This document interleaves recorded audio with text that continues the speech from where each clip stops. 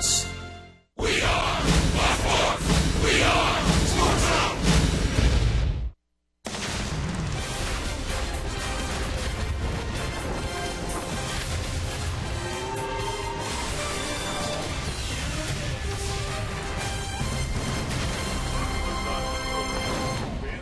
From Los Angeles, it's time for Braves baseball. The big crowd filing in here at Dodger Stadium as the Braves try to salvage one game out of three against the first-place Dodgers. At long last, Mr. Uribe is finally in Braves colors. Juan Uribe, a .290 average since 2013, is officially a Brave, and he's officially in tonight's starting lineup. Hi again, friends. Joe and Chip, welcome back to the ballpark. That long-awaited trade finally consummated today about 1:30 local time. Juan Uribe, a terrific defender, is in the lineup and in the middle of the order. And he's hitting about .250 right now and in some part-time duty for the Los Angeles Dodgers. But one of the things about Juan Uribe is down there on that bottom line.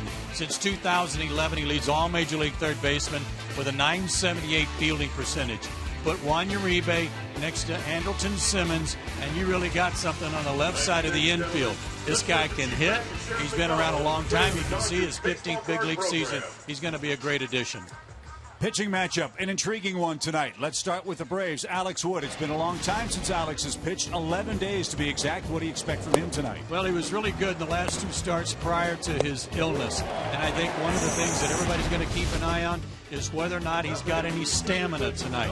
How long can he go? How effective will he be while he's in the ball game? That's what we'll all keep an eye on tonight. Last night, the Braves had more than their fill of Clayton Kershaw, but from the frying pan to the fire because another Cy Young winner, Zach Greinke, and he's got the ball tonight. Yeah, and he's probably pitched better than anybody on their staff to this point. Zach Greinke on the year, second in ERA, second in opponent's average. You see all these categories where he's really at the top of his game. 5-1. Dodgers personnel say he ought to be 7-0. Hope you can hear us back in Atlanta. It's awfully loud here at Dodger Stadium. We're going to get some aspirin. We're going to get the game started. We're also going to hear from Christina Fitzpatrick. She'll get Freddie Gonzalez's reaction to the acquisition of Juan Uribe here in L.A. next. Atlanta Braves baseball is presented by Academy Sports and Outdoors. Right stuff, low price, every day.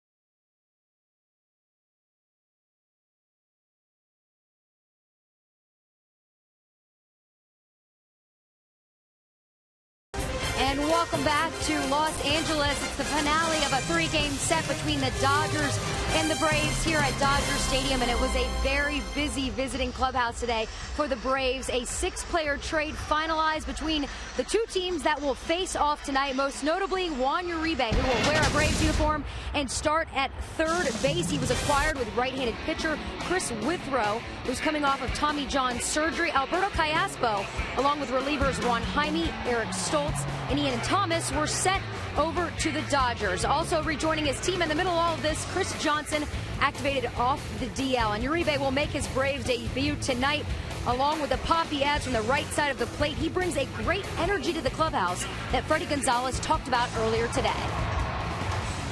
We got a quality person, and you know, the people that the clubhouse guys from the visiting side and the clubhouse guys you meet around, and your own guys that live with those guys for 3 days when they come in town, they tell you, those guys will tell you exactly if you're a turd or not. And I haven't, you know, they haven't. Every single person, you're gonna love this guy. You're gonna love this guy. So.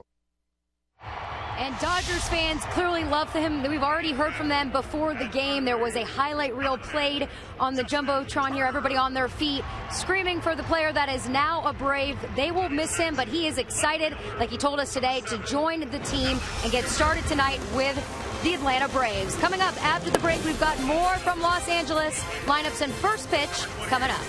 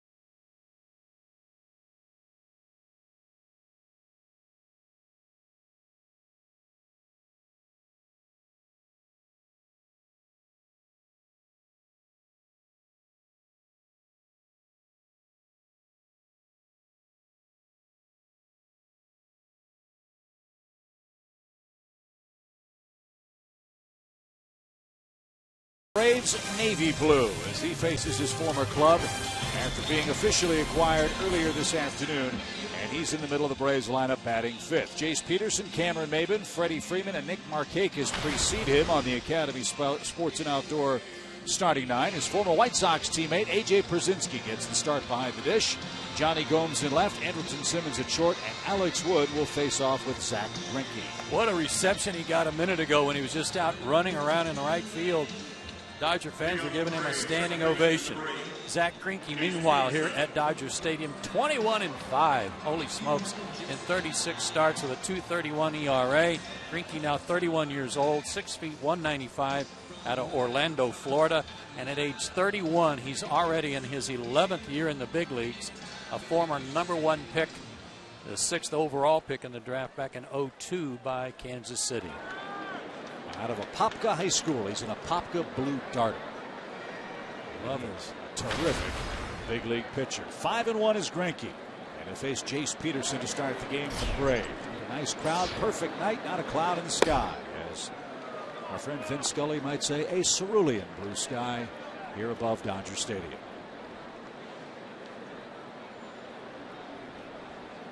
Jace Peterson at .257 for the year. Looked outside at ball 2 from Greinke.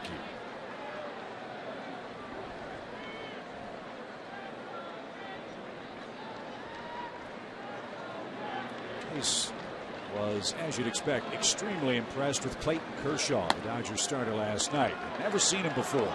And I said, well, what's your scouting report? He said, nasty. He was, too. It was the old Clayton Kershaw, a 10 strikeout game over 7 shutout innings, as the Dodgers won handily 8-0. And the strike makes it a 3-1 count. Zach Greinke with a fastball 90-92, an outstanding changeup and a slider. Lefty's hitting .210 against him. Right-handers only a .174. Tomahawk high and now a full count. Gentle breeze is blowing out tonight. We have been told that the ball really has been flying at Dodger Stadium. We saw that in game 1 of the series, not so much last night. And Peterson coaxes a leadoff walk, so his good work in the #1 hole continues. And Greinke immediately to the stretch here in the first. And that equals his walk total in his last start, which covered 7 2/3 innings against San Diego.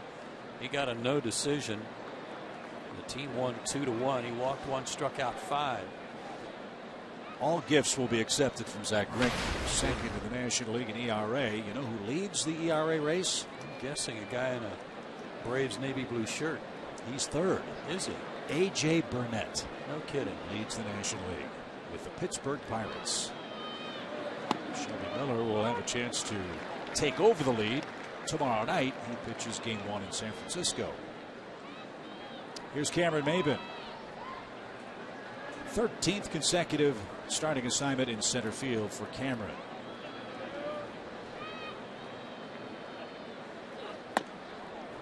Greinke missed inside. Now this is not unusual for Zach, and that is that he's one of those guys that you typically better get early or not get at all. It takes him sometimes an inning or 2 to kind of get his bearings.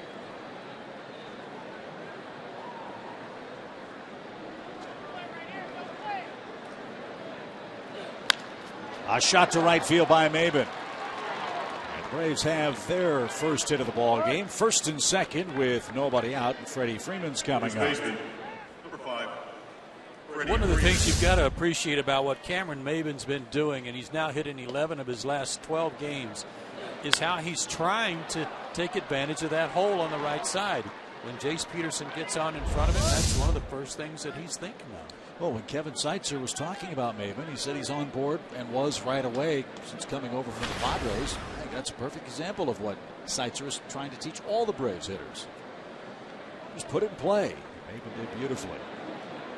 Here's Freddie. He's in a dry spell in the RBI column. Just 5 of them in his last 15 games. He does have 23 for the year. Kershaw struck him out 4 times last night.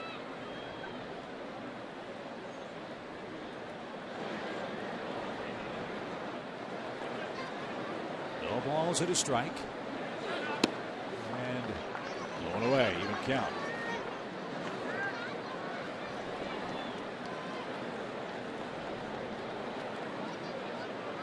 Kershaw even his record last night at 3-3 with a more Clayton Kershaw type performance.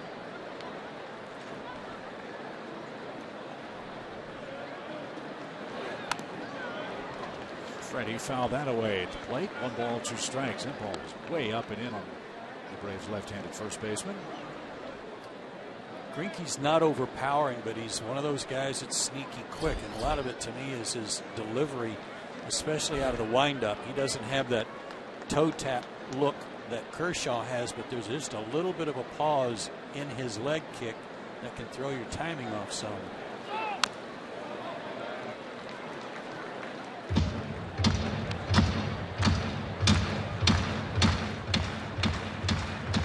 Rick Honeycutt, the Dodger pitching coach, been here a long while, and he's done great work with the Dodger pitching staff. 1 ball, 2 strikes. And Freeman is frozen over the outside corner. Greinke has his first strikeout. Freddie has struck out 5 consecutive times now. Let's see if Ellis stole a strike. He's good at it. Freddie didn't like the call. Kind of moved the glove over. Oh, now it's the home plate umpire. I'm not sure that had the plate, but Ellis did a great job of making it look like it did. So 1 out for Nick Markakis. Big night for Nick last night. He had 3 of the Braves' 5 hits. 2 singles and a double.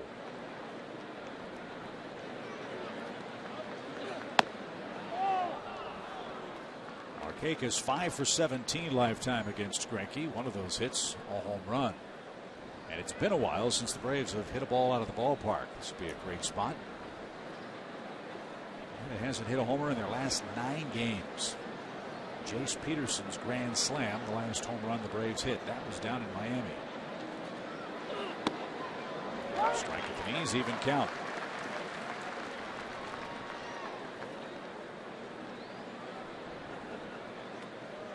That 9-game stretch for Atlanta matches the longest in the big leagues this year. The White Sox had a 9-game homerless streak too.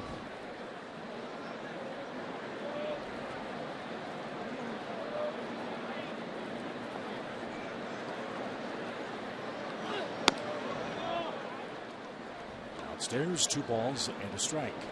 Good location though on his changeup. That ball you could tell was dying at the plate, sinking down and away from Markakis.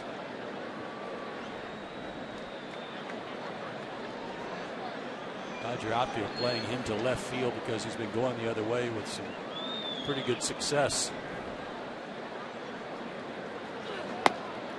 Nope.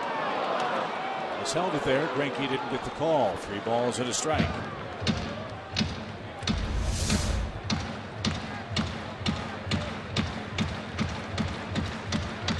PNC Bank Fox track show you was well off the plate.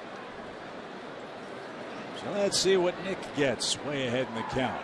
Good speed aboard. Peterson at first, or Peterson at second, Maven at first. This ball outside edge, full count. Juan Uribe ready to make his Braves debut. He's in the on-deck circle.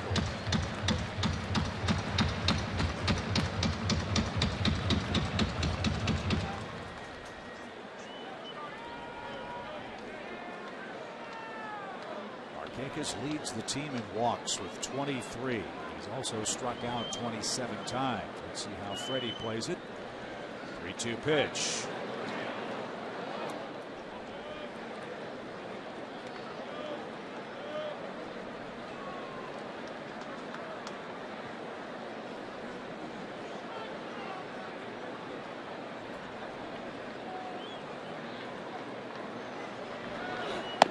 Markakis takes ball 4 and they're loaded. Well, how about this situation? Juan Uribe faces his former mates with the bases loaded in the first inning. That's great. Juan Uribe.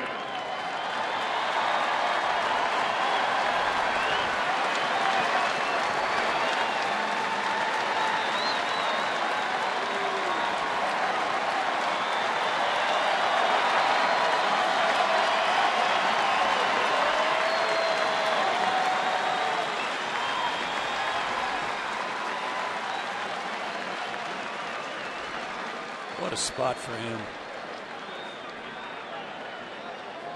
Yeah, the Dodger fans want to cheer, but they don't want to cheer because the bases are loaded. Greinke goes back to the windup. And he missed outside, ball 1. His command has not been good here in the first inning.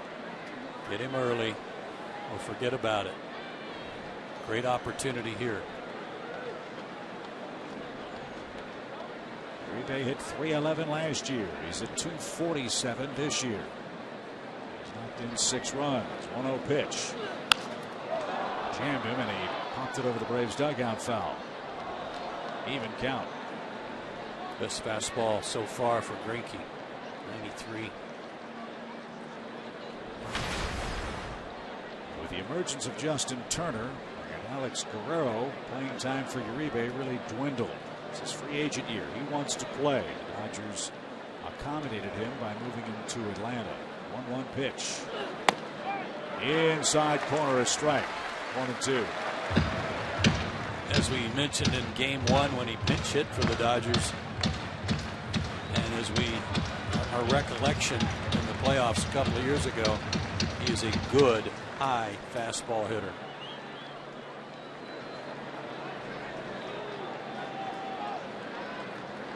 One ball, 2 strikes. And Uribe held his swing. 2-2.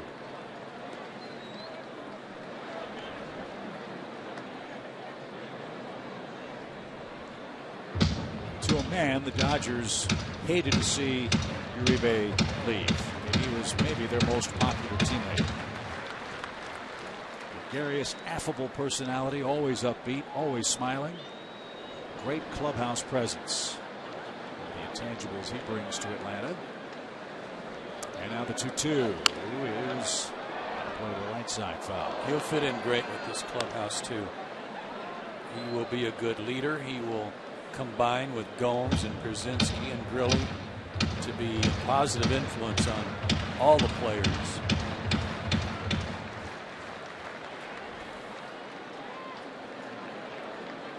He's working hard here in the first. Again, the 2-2 pitch.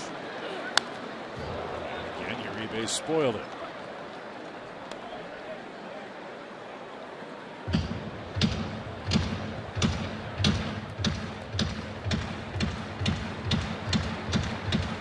Got to be a little odd for Zach Greinke too. Now, if Uribe was leading off the inning, it might be different. But Greinke's got enough problems at hand with the bases loaded to worry about any soft feelings for a teammate, ex-teammate. He's about to make his 27th pitch, and he's back to the stretch. And he got Uribe to swing and miss. So Greinke worked out of the windup for most of that sequence, then went back to the stretch and heated him up upstairs for the second out. Not even close to where A.J. Ellis was setting up, but a good spot for the out. But he's not out of the woods yet, for the man that has faced Greinke more than anyone else on the Braves roster is the man in the batter's box now, and that's A.J. Brzezinski.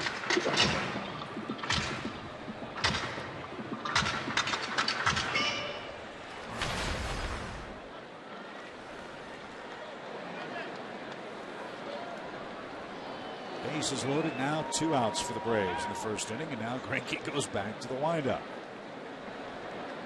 They missed.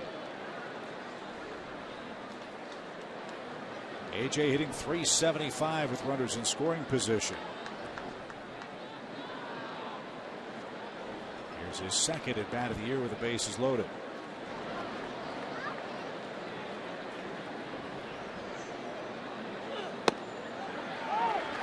Boy, Paul Howard has been exceptionally generous in that outside part.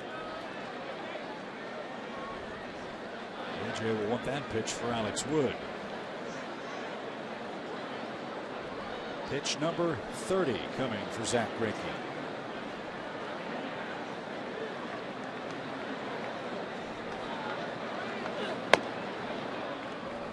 Way off the plate. 2 balls and a strike. Yeah, but can you blame Ellis for setting up out there? It's a smart call. 8 grand slams for Brzezinski. Dodger Stadium, one of 3 big league stadiums that he doesn't have a homer in. This would be a great spot for number 1. Sure would.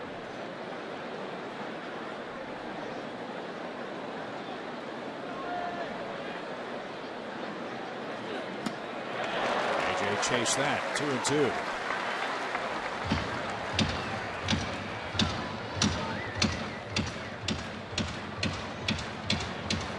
Here comes the biggest pitch of the inning, perhaps. He doesn't want to go to 3-2 if he can avoid it.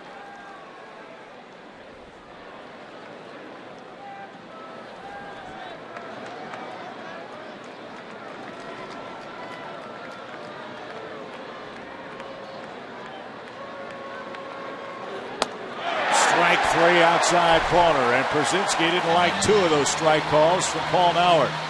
Greinke wiggles off the hook. Braves load the bases, can't break through. Alex Wood to the mound in Los Angeles.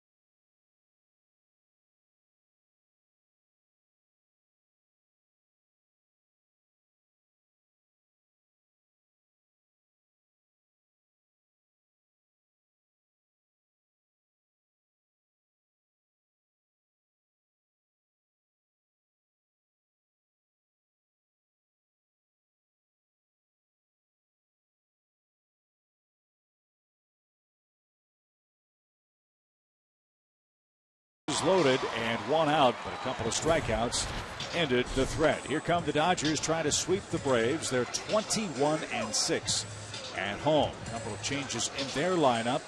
You've got Alex Guerrero in left field, Chris Heisey just up from the minor leagues in right field, Zach Greinke to face Alex Wood. It's been a while for Alex since he's been in a starting assignment for the Braves. Take a look at his last 13 road starts. A 2.45 ERA, 10 quality starts out of those 13, and has not lost in his last 7 road starts, and a 2.40 ERA over that period. 24 years old, 6'4", 215 out of Charlotte. Number 2 pick by the Braves back in 2012 out of UGA. But has not pitched in 11 days. We'll see what he's got going tonight. He did say he's feeling better with each passing day.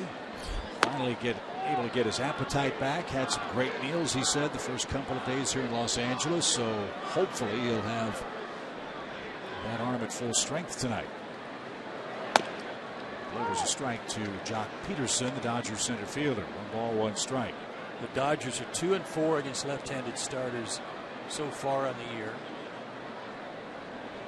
And that one's dumped into shallow right field for the 6th hit of the series for Jock Peterson.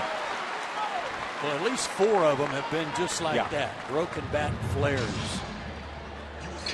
Shortstop, number 11, Jimmy Rollins. Right off the brand of the bat. First batters of the game have been a problem for Alex Wood. He's done a better job of that in 2015, but right away he's into the stretch and faces Jimmy Rollins. Rollins has had no luck at all against Alex Wood. In the air to center, right at Cameron Maybin. Jimmy Rollins is now 0 for 15 in his career against Alex Wood. 1 down. Time for the Ford Keys to pitching success for Alex Wood. And it goes to the 11-day rest. How much has he got in the tank? And how effective will he be? Well, he's in the ball game.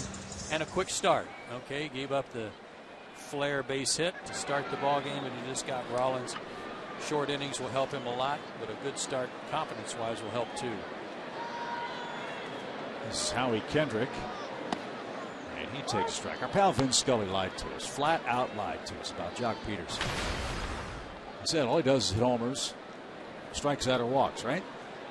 He hasn't walked, he hasn't hit a homer, and he's only struck out once in the series. He flat out faked us out. That one is tipped into AJ's glove. It's 0-2. You don't think he was going to give you a good scouting report? No chance.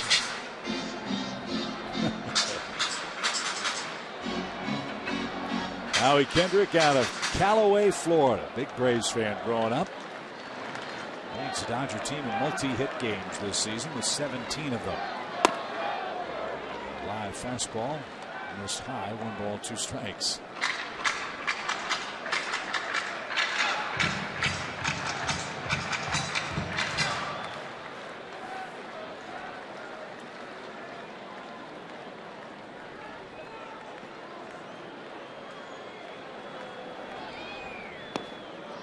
Stop by AJ, even count.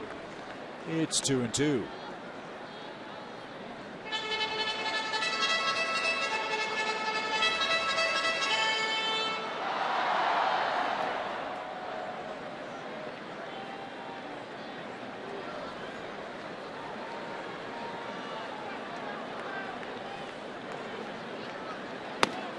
Strike 3 at the knees. Kendrick's turn to grumble now. North, south, east, and west is the strike zone for Paul Howard tonight. First baseman. And there's the second out of the inning. Adrian Gonzalez. At the bottom of the zone on our PNC Bank box tracks. Yeah, those calls he made on Freeman and on AJ in the first inning. If Paul Howard's consistent for both sides, and so be it. Should be a good night for the pitchers if that's the case, as Adrian Gonzalez over the 1,000 career RBI mark. Swung and missed to start his night. 344 his average, 10 homers, 35 knocked in. And that's slashed on a play foul, quickly 0-2. Alex Wood's success against the Dodgers, Joe, is not a mystery. He's been awfully tough against them in his young big league career. Only 1 earned run now in 10 1/3 innings.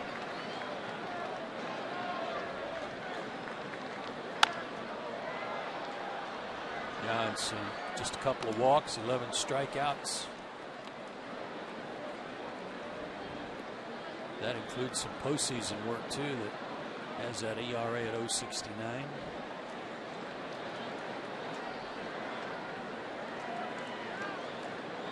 Nothing in 2 for the Dodger first baseman, Adrian Gonzalez. And too high. It's 1-2.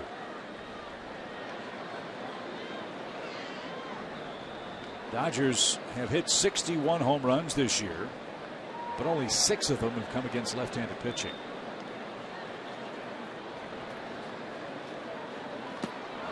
Gonzalez is down with a nasty breaking ball. Alex Wood with a couple of strikeouts. Good to have him back in rotation and pitching well. No score as we head to the second.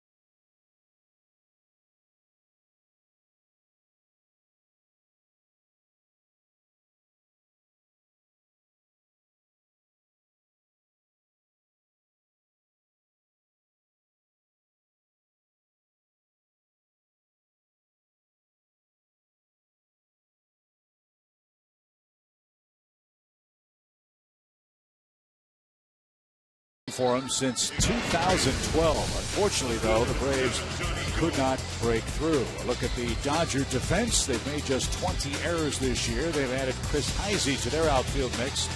Andre Ethier sits down against the left-handed pitching Alex Wood. He's in right field. I've always liked Chris Heisey when he was with the Reds. I thought he was a good pickup for L.A. He's been up and down 3 times already from Oklahoma City. A 400 career hitter against Atlanta. How about Johnny Gomes? 3 starts in this series. And tonight against the right-hander, Zach Greinke. One reason why: Gomes has 3 career hits, 2 of them homers against the Dodger righty.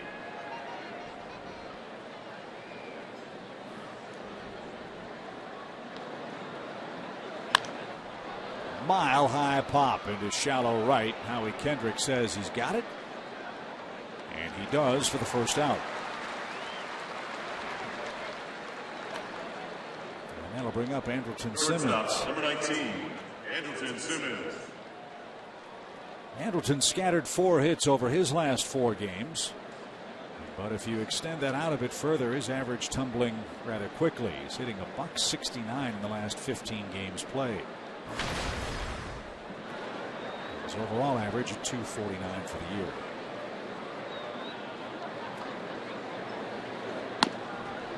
Strike 1. Take a look at this windup, and watch the leg kick. It goes up, and then just as he's about to take his stride to the plate, there's just a little drag almost in his leg that I think is very effective at causing the hitters to anticipate the pitch coming, and especially with his fastball, it makes his changeup that much better. I think it also makes his fastball a little sneakier than you expect.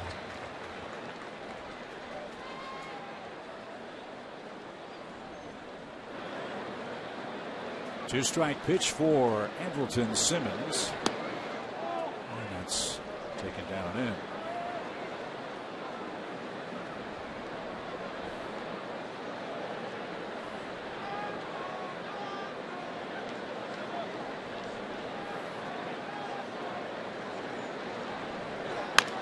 There's a base hit to right. That'll get Andrelton's average climbing northward. Keeps doing that at the plate. Braves have their second hit tonight. Number 40. And that'll bring up Alex Wood. So a 5-game hitting streak for the Braves shortstop. Yeah, and if you see more of this, then you're going to see that average go up. That's what was working so well when he was in the 2 spot in the batting order. His ability to go to right field. Got away from that a little bit. Let's see how Alex Wood plays it. He's 3 for 12 and shows bunt. Outside, 1 ball, 2 strikes.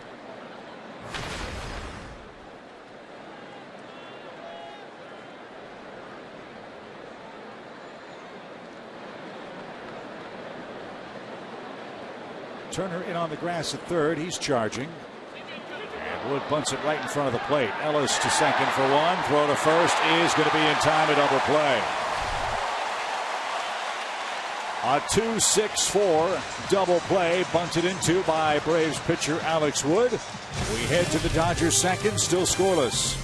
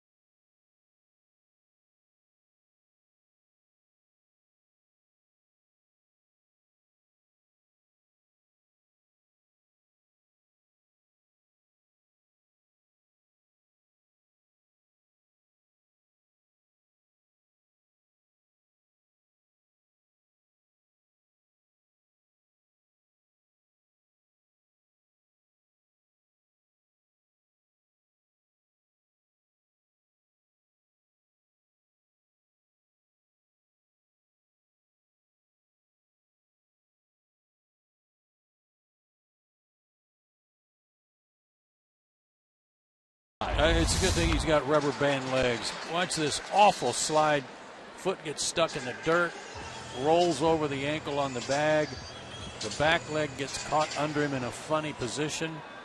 I don't know how Andrelton was able to stand up and walk to his position after this one. That is just downright awful. Woo. Glad he's okay. So Alex Wood back to work. He'll have a few extra seconds to get ready for the second inning. He was the man in the batter's box at the end of the Braves half of this frame. Yeah, and you just soon need not have to run any wind sprints. You know, trying to hustle to first to avoid that double play.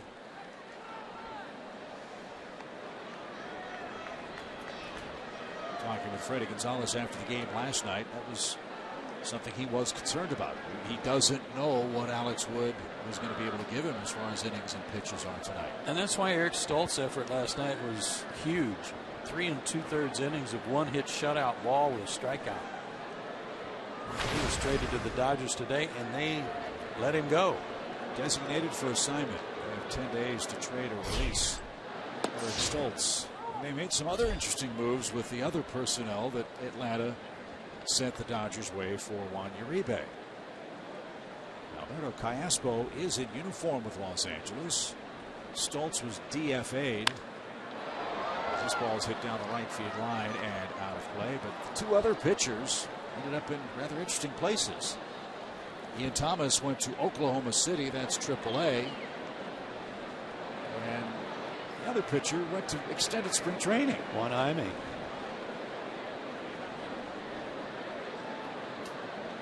Balls, 2 strikes. And that's open in. I mean, Juan Jaime started the year in the big leagues, went back to AAA with the Braves.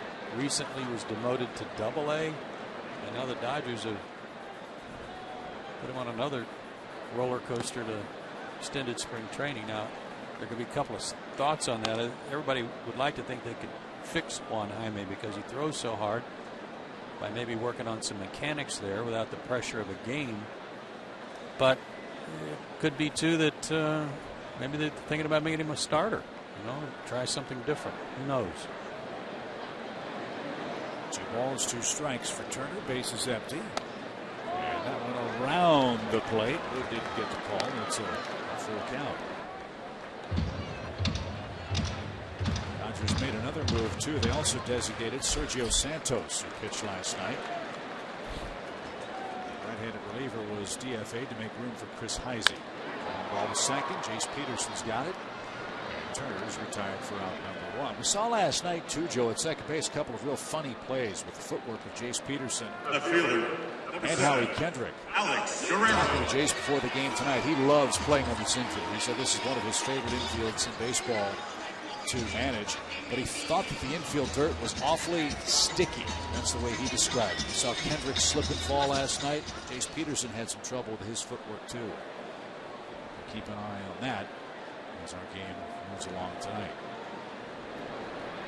Here's Alex Guerrero. First pitch swing and a drive deep center. Maben going back. Onto the warning track is there. Guerrero gave it a ride, but he's the second out. Tell you what, the ball jumps off his bat.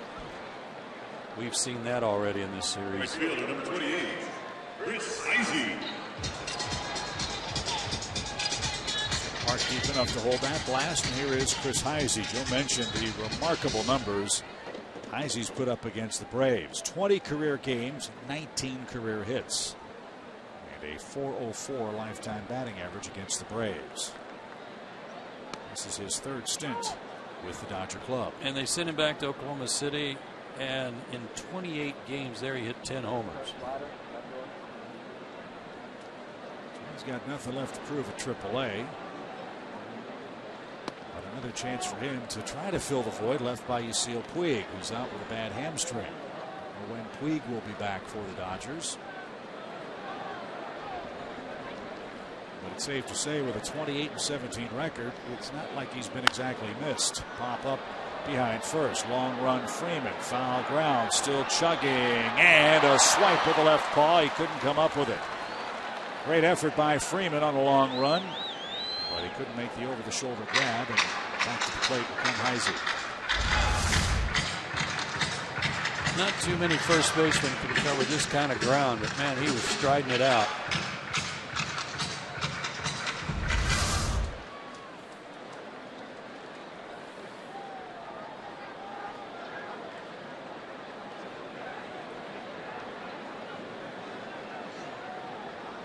Wood about to make his 25th pitch as he fought it off.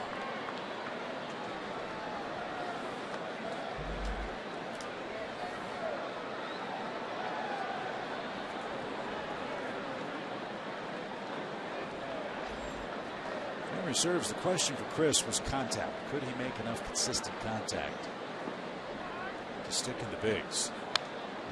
He's fought off a couple of good pitches here. Lifetime 247 hitter, 331 strikeouts, and about 1,300 at bats. Grantham, Pennsylvania.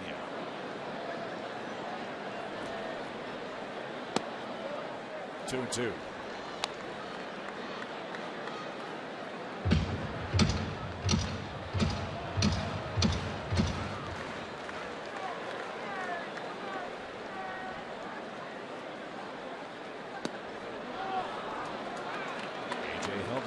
Get the call, full count. A.J. Ellis waits next. Roger catcher hitting 133 for the year. And Heisey rolls that one into the seats.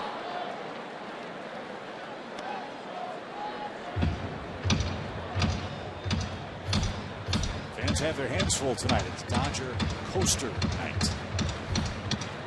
2 nights ago, it was Tommy Lasorda Garden Gnome night. And Heisey is struck out. Alex Wood with 3 strikeouts in his first 2 innings. Top of the Braves order goes back to work, still scoreless.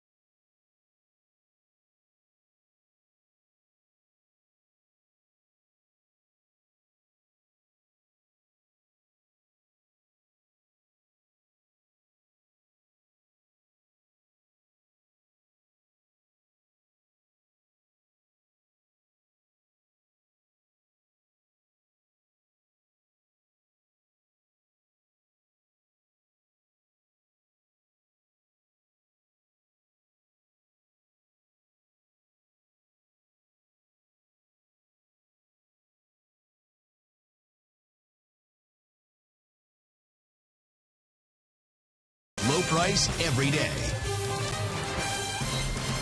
Another beautiful night in Los Angeles, where the Braves and Dodgers wrap up a 3-game series. Zach Greinke on the mound for LA, looking for his 6th win. And he's our AT&T Uverse trivia question subject. He's one of only 2 pitchers with 15 or more wins in each of the last 4 years. Who's the other? 4 years with 15 wins or better. There was a time just a couple of years ago I would have said Tim Hudson, but I don't think that's the case anymore.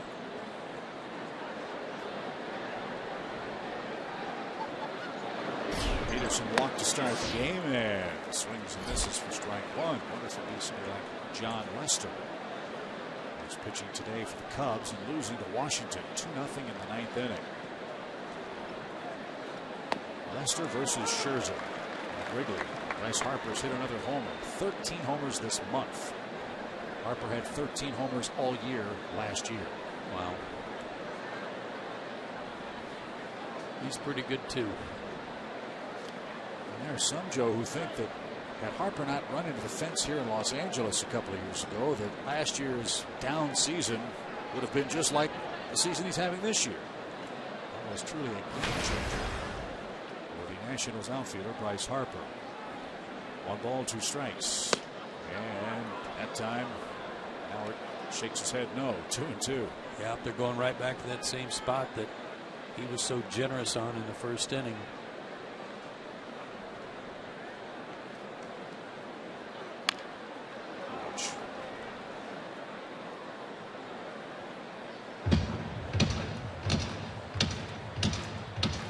First 2 months of the season, there have been a lot of great stories for this Braves ball club. I think you've got to put the emergence of Jace Peterson right at the top of that list.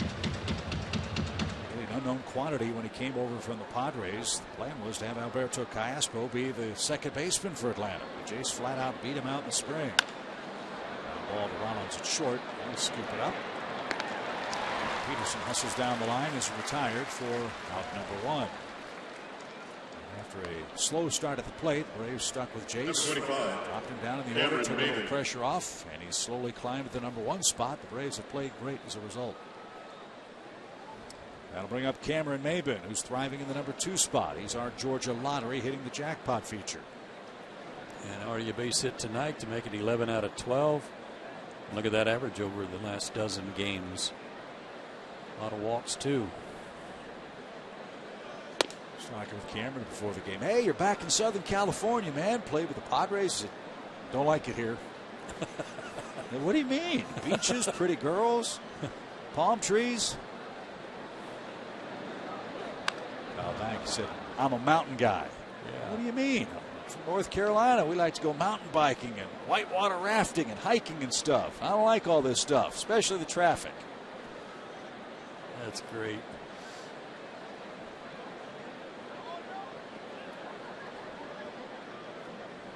Ball, 1 strike for Cameron Maybin. So we go ziplining too. So don't tell anybody that. It gets you in a little trouble. Well, you didn't. Oh, no, sorry. 2 balls and a strike for Cameron. Swing and miss. It's 2-2.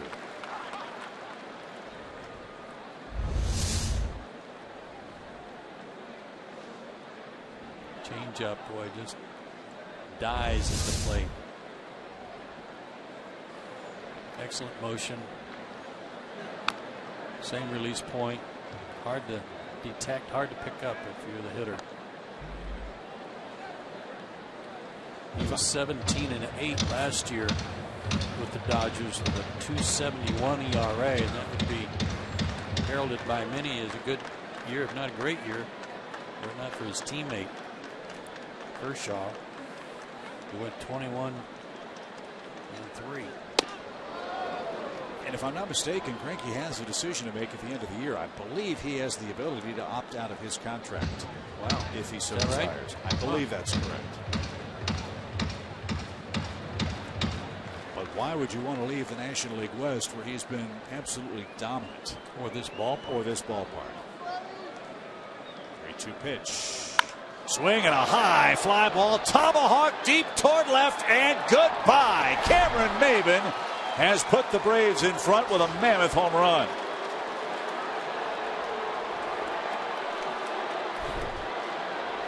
The first homer for the Braves in 10 games. Woo.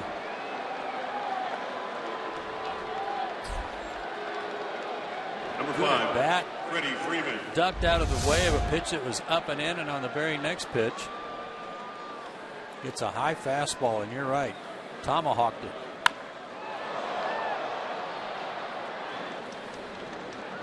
It was the one that kind of moved him back. It didn't bother him at all.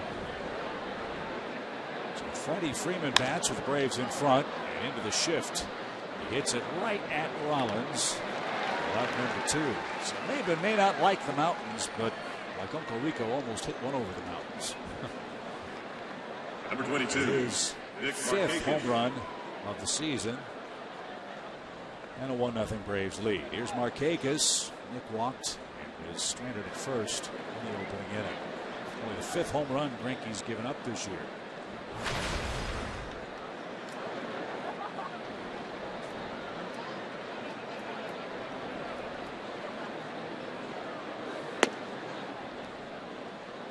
no strikes.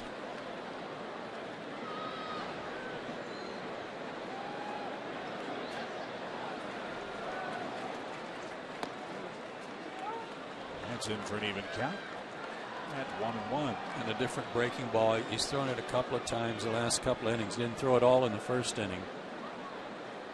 He's worked in a slow curve to go with his slider.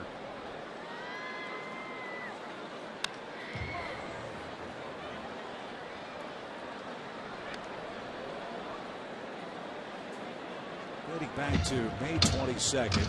Last 21 games for Zach Greinke against the National League West. He's 16-1. That's the point we were making a few moments ago.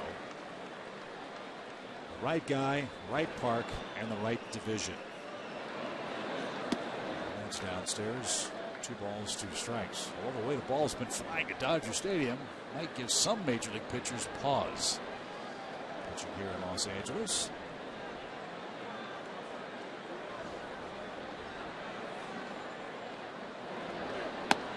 Strike 3 outside corner. Again, the strike zone, north, south, east, west, and a little bit erratic.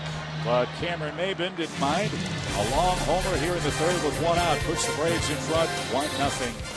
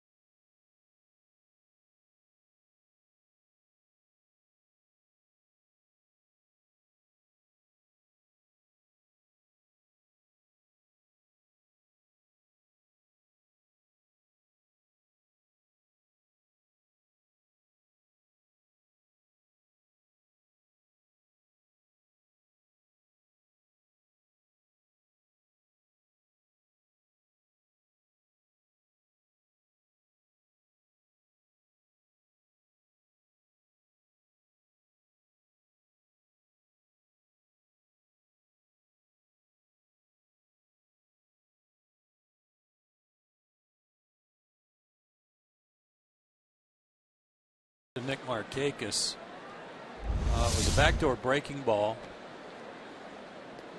Never had the plate. And, you know, again, Ellis is trying to bring the glove back.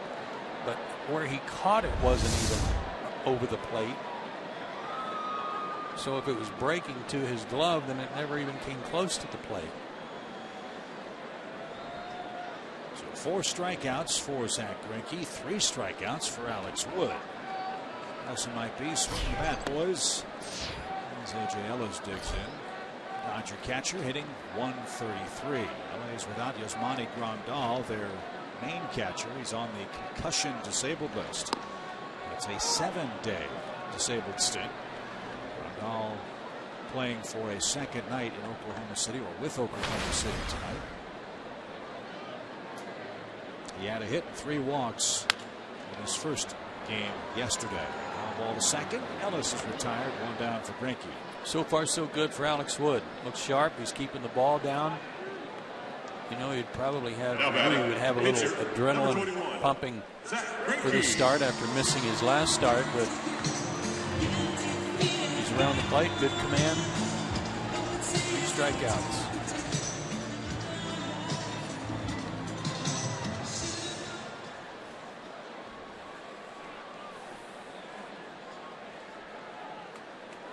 Major league player walk up to Careless Whisper as their walk-up music. Greinke, the first. He too's from Orlando, went to Dr. Phillips High School at Universal Studios in Southwest Orlando. A.J. Brzezinski. Frankie went to Popkin. A.J. Right. Brzezinski went to Dr. Phillips. Beg your pardon. Mixed up. It's a Battle of Orlando in the home plate area tonight. Blue Darter and a Panther complaining about traffic on I-4. They're not the only ones. 1 ball, 1 strike. Frankie. It's 1-2.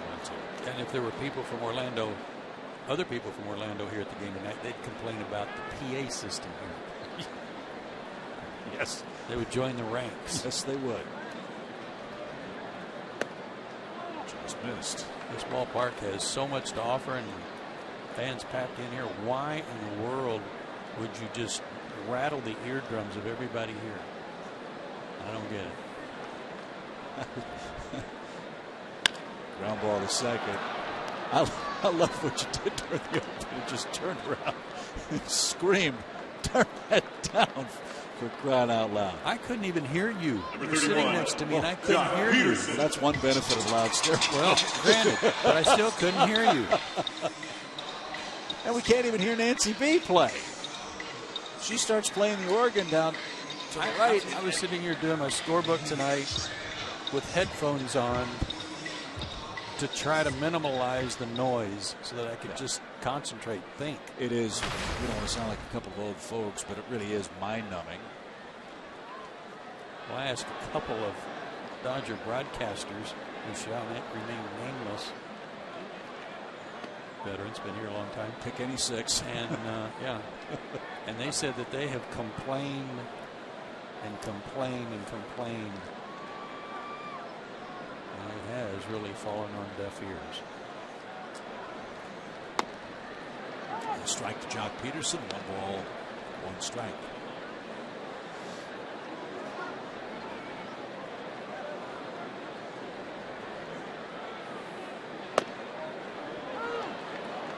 It's big strike zone tonight. Pitcher's delight. Sure is. And to Nauert's credit, it's been that way for both sides through 3. And Peterson did swing the bat and he missed. And Alex Wood has a shutdown inning and, more importantly, a 1-0 lead.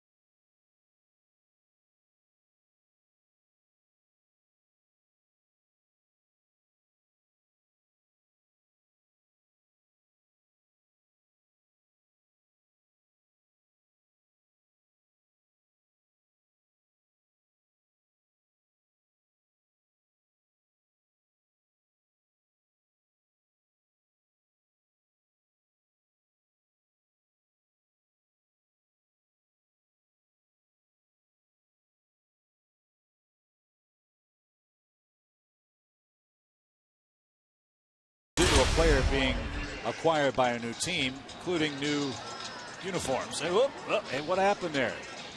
The eye fell off Uribe's batting practice jersey. Eddie Perez had to stick it back on the back of his shirt.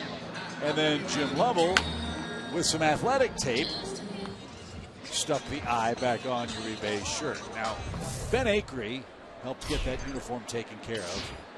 And apparently Bobcat Athletic out of Huntington Park, California, forgot to stitch on the eye on the back of Uribe's shirt. So they are no longer considered dancing bobcats. No, they're not.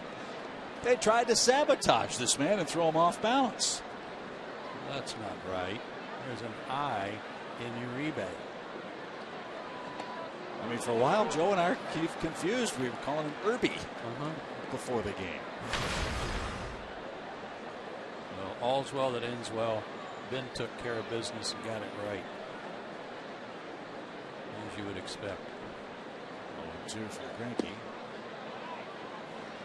And the count now 1 ball, 2 strikes. But look, this trade was on, off for the last 48 hours. There was a lot of hard work, emotional capital between the Braves and Dodgers as Turner at third makes the pick and the throw to get Uribe for the first out. And it is an emotional thing. I mean, we were told Uribe was weeping when we found out he was being traded by the Dodgers. Yeah, and fan favorite. His teammates loved him. Already talked about that. He tweeted something today, didn't he? He did. He tweeted, "Hey Dodger fans, remember Poppy loves you. Never forget." So obviously they were good to him here as he was very productive. And let's not forget, he was a Giant before he was a Dodger. That is not an easy thing for LA fans to overlook, but he won him over with great play at third base and a wonderful personality.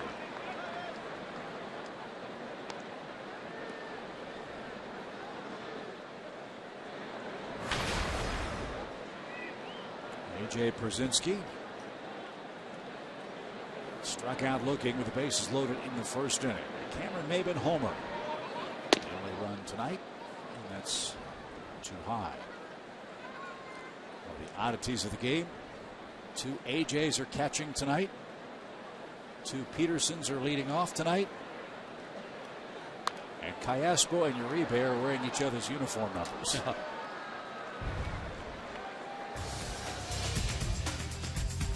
AJ's numbers against Zach Greinke are T-Mobile game changer numbers tonight. 0 for 1 tonight, dropped him down under 400 with the most hits versus any pitcher for AJ and the most hits by a hitter against Greinke than anyone he faces. And Pierzynski is struck out for a second time. Zach has won the Battle of Orlando so far tonight. 2 outs in the Braves' hand for the 4th inning, and Johnny Gomes the batter. Number 7, Johnny Gomes. 5 strikeouts for the Dodger right-hander. Johnny Gomes popped out. That began the Braves' 2nd inning.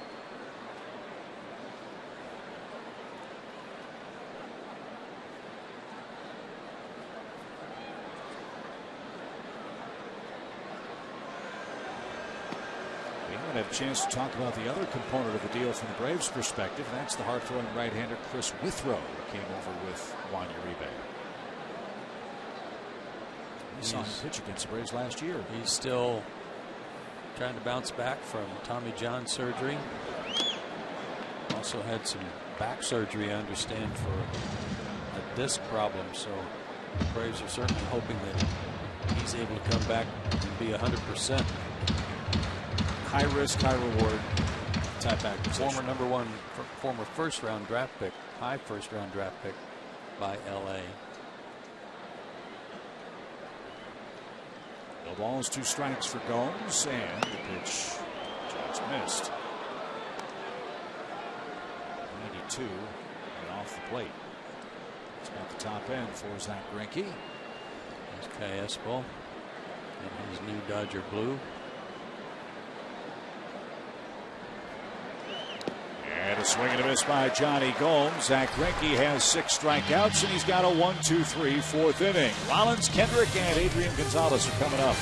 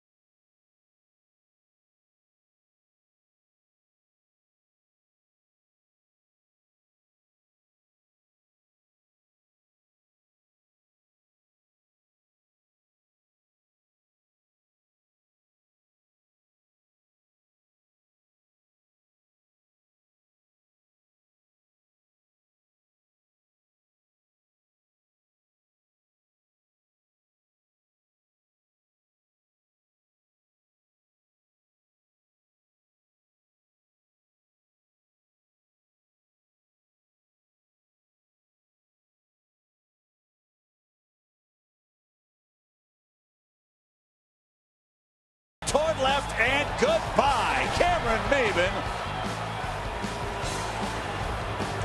And the Braves lead the Dodgers 1-0 here in the bottom of the fourth, thanks to a big home run by Cameron Maybin, a guy who has really benefited from working with hitting coach Kevin Seitzer. He told me this week, I've been working my tail off my entire career, but Seitzer has me working the right way, so to speak. He said,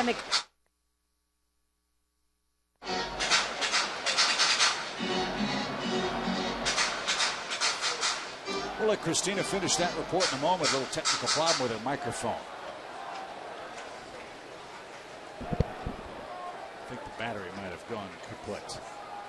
Stand by, Christina. We'll come back to you in a moment as Alex Wood gets set for the home fourth. Jimmy Rollins leads off and takes a strike. What I was about to say was Cameron's just excited to get up and go to the park every day.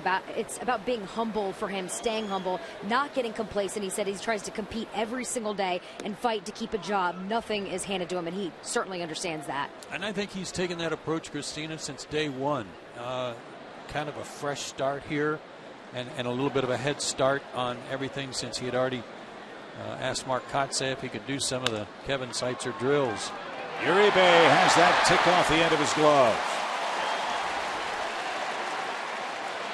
And Rollins aboard to start the Dodger fourth.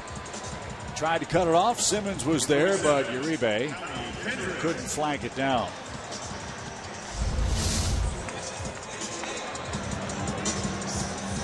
That's an error.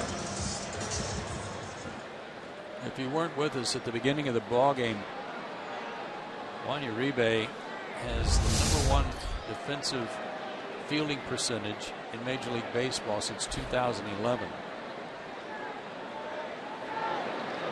Kendrick, the batter. Let me ask you this: despite that error, how long will it take Uribe to figure out? I got Andrelton Simmons behind me.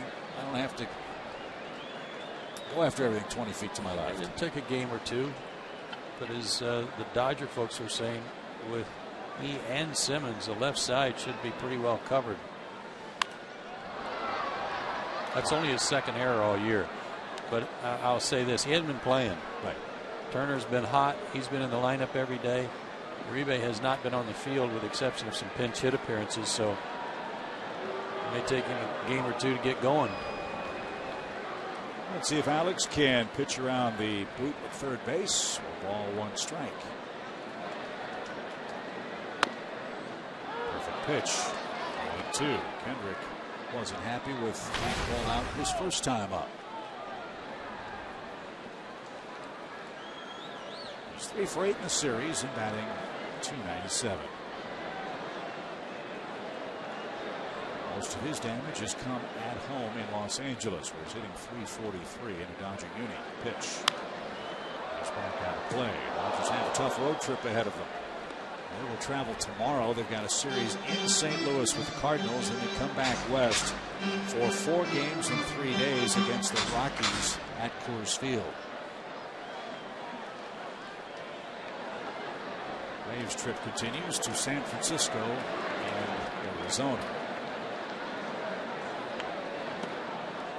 The Giants are in the air and making their way home. They'll be there already. They beat Milwaukee today 3-1 at Miller Park.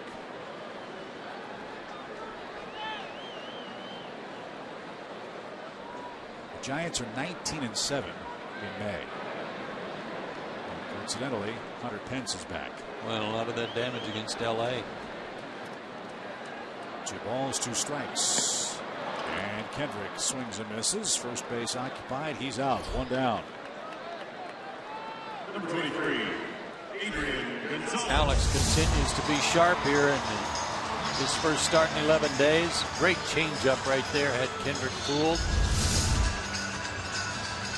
Greinke's got 6 strikeouts. Alex has 5.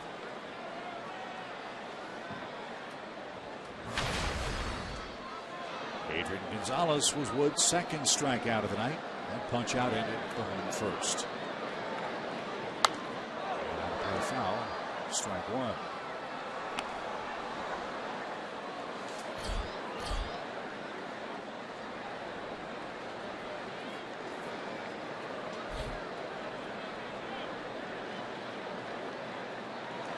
Adrian Gonzalez, third in the league in hits. And a .314 hitter against left-handed pitching. This guy's a real star for the Dodgers. Marlin, Ranger, a Padre, a Red Sox, and now a Dodger.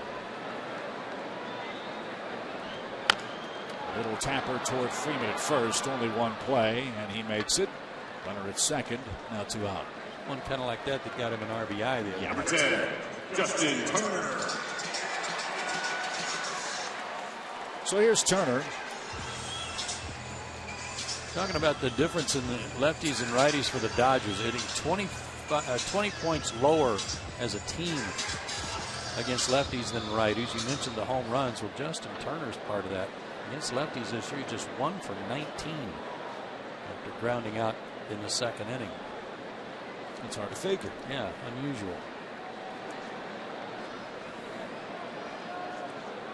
Mark McGwire, the hitting coach for the Dodgers, and has been for the past several years.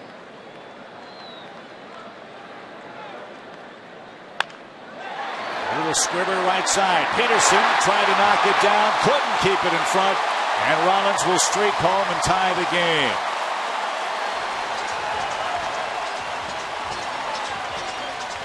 So the extra out costs Wood a 1-run lead. It's a tie game, 1 apiece. This is a play that's not about getting the out. I mean, it's just cued right off the end of the bat. The Dodgers are just pelting the Braves with these kinds of hits in this series. But this is a play about knocking the ball down. Forget about getting the guy at first base. You got to knock that ball down, keep it in front of you, and keep that runner from coming around from second to score. An error, a strikeout, a ground out to first. That advanced Jimmy Rollins to second, and then Turner's infield hit ties it at 1 apiece. Only 2 hits for the Dodgers. Now grounded to short. Simmons to an E. The flip to second is in time. And that'll retire the side. A run, a hit, an error, a man left. New life for Los Angeles as we go to the 5th.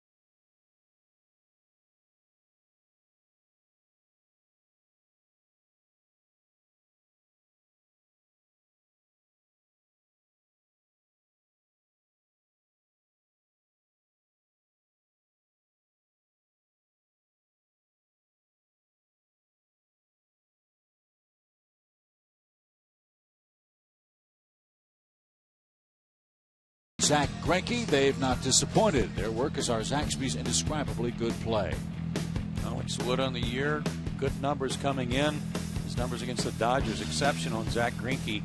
As we told you earlier, the Dodger folks say he ought to be 7-0 in his first 9 starts of the year. And numbers against Atlanta, while good, not a winning record. 8-9-1 for the Braves in the 5th. A Cameron Maybin homer in the 3rd inning, the only Braves run. Greinke has struck out 6. He's walked 2. The Braves left the bases loaded in the 1st inning. Fred saw Greinke throw 32 pitches. Turner, nice play. And a strong throw for out number 1.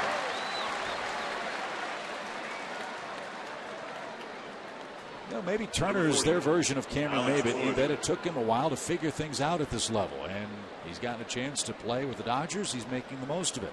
Yeah, and a Cal State Fullerton product. He's a Southern California guy. Certainly comfortable in a Dodger uniform, playing well. Alex Wood bunted into a 2-6-4 double play. I've seen 2 of those in this series. Pretty odd.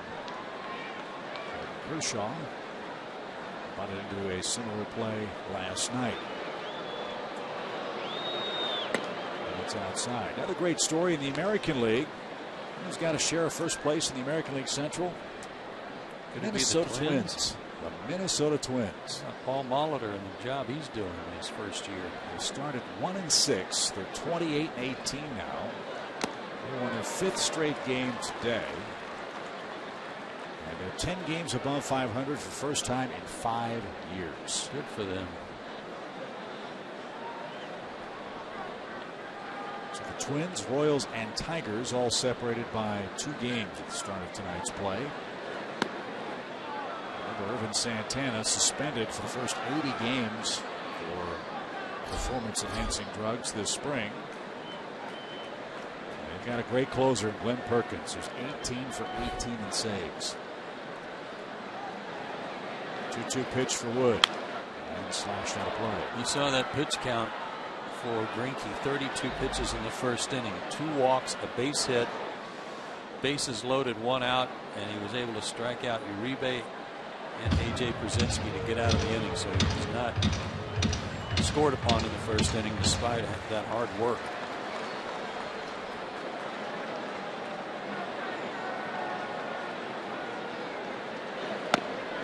Just struck out Alex. That's 7 strikeouts on the night. Base is empty and 2 men out. Braves fans, today only, thanks to the Braves Steal of the Week, get $15 outfield seats when the Padres come to town Monday, June 8th through Thursday, June 11th. That's a savings of up to 46% off the regular price. Visit Braves.com/steal to reserve your seats now. And remember, you must buy today. Time's running out. Today ends in 35 minutes. Back east. Peterson grounds to second. Easy hop for Kendrick. Clutch on the throw. But he got his man, and that retires the side. Bottom of the order up for the Dodgers. Still tied at 1.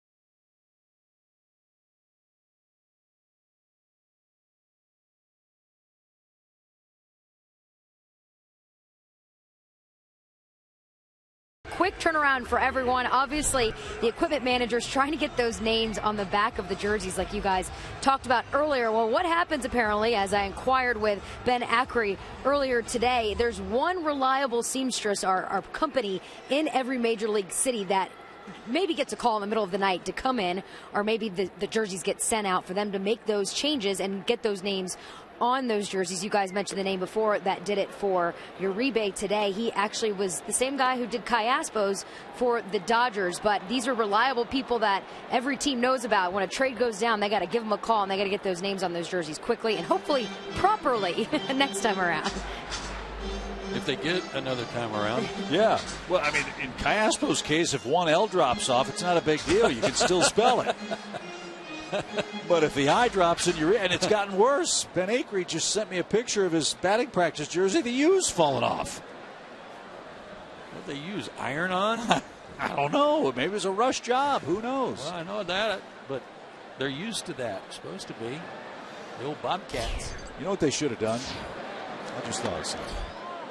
They could have brought that jersey to Nancy B. down at the Dodger Stadium, Oregon. Good call. Last night, Nancy B. was knitting her little heart out while AC/DC was blaring on the PA system. I mean, she was right in rhythm with Angus Young. It was pretty amazing sight to see. She may have a sewing machine right next to the organ. Could be. Now, I said, Nancy, what were you knitting last night? She said, oh, this is a biggie. As Chris Heisey pops one into left. So we're out number one. She was working on a Mickey Mouse sweater. Number 17. And last night she finished up the sleeve of the Mickey Mouse sweater. Tonight she said she's working on a very small part of the pattern that's going to be in red. That's for her husband. She's going to be making a teal model for herself. So the teams that come into Los Angeles and watch, we're going to give you the scouting report. If you see her knitting, that's what it's going to be. And it's hammered to left off the bat of A.J. Ellis. Gomes turns. It's high off the wall. Ellis is chugging for two. Throw to second is going to nail him. He hit it so hard, he couldn't outrun the baseball. A perfect throw, and Ellis is the second out. Another perfect play off the wall by Johnny Gomes, too. Number 21. And this just missed getting out of here. Right off the top of the wall. I watched Johnny get himself set, had his body turned like a guy making a relay throw. And on the fly to Jace Peterson for the out. Great play by Johnny G. Can't run on Johnny Gomes. 2 outs. Zach Greinke. And a strike. He grounded out his first and only time up. We're in the 5th. 1-1 Braves and Dodgers.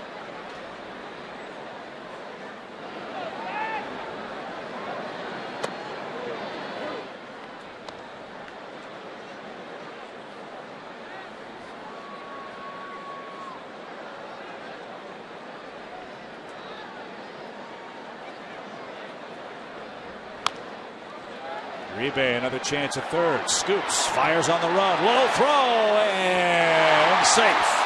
The throw pulled Freeman off the bag. Freddie Gonzalez to the top step of the dugout, awaiting word from Horacio Ramirez and Rob Smith. This one might be looked at again.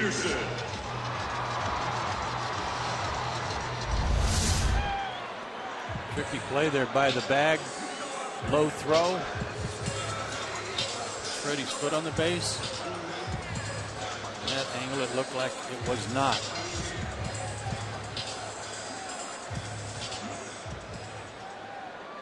If anything was touching, it was the toe.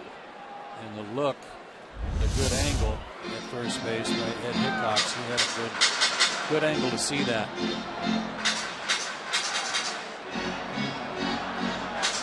And I think Freddie's going to challenge. Freddie said it's too loud to walk out there and talk to you man to man, so I'm just going to go look. Well, he pointed to his ears and he said, I can't even think, so go ahead and go look.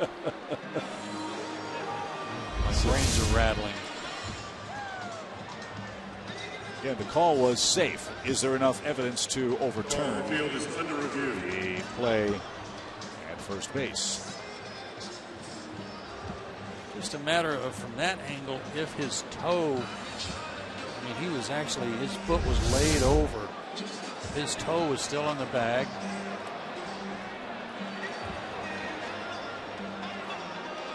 Greinke was pointing down when he crossed the bag like his foot was off. The replay angles we've seen, I don't know if there's enough evidence to overturn the call.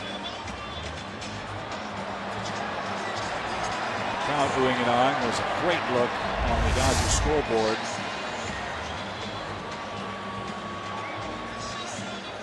From the low first camera that might be convincing that Freddie's toe was off the bag.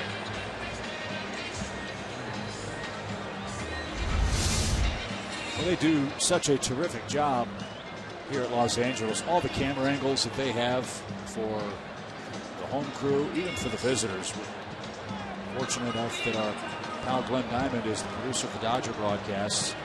The camera angles that we're allowed to share here in Los Angeles really give us an excellent look. Fair, foul, safe or out, ball or strike. And New York will take a look at those replays too, and as they wake up the umpires at 11:30, and the verdict is in, and he's safe. Not enough to overturn the call. It'll stand. It's a hit for Greinke. On the field stands.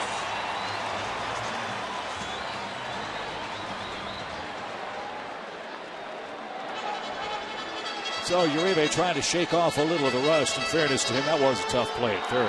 Down the line, he had to avoid the bag. And Greinke's credit, he hustled down the line to move things to the top of the order. It's an important play because Jock Peterson's hit 12 homers this year. He could turn the game around with one swing if you're not careful. And he's 1 for 2 tonight.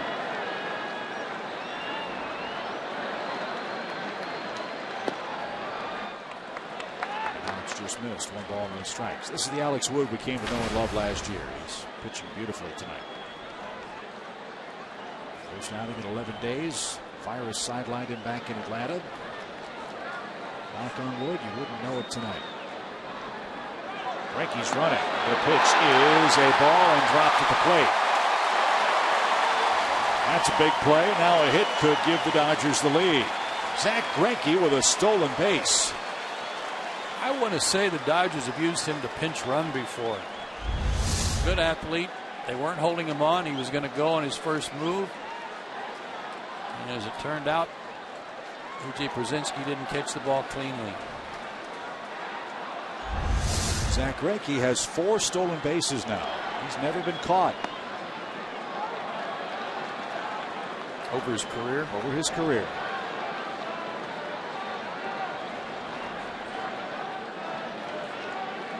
2 balls and a strike.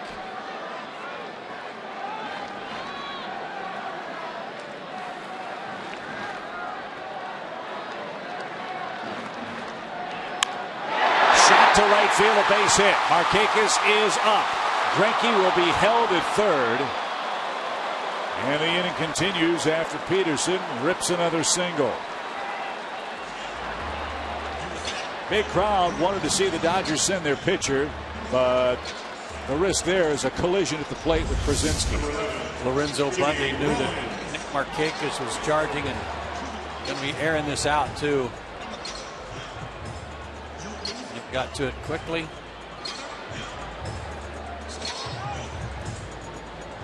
And the last thing the Dodgers need is another starting pitcher on the disabled list for any type of problem they may have had at the plate. Jim Ryu having shoulder surgery, a torn labrum. Brandon League's out. Brandon McCarthy's out.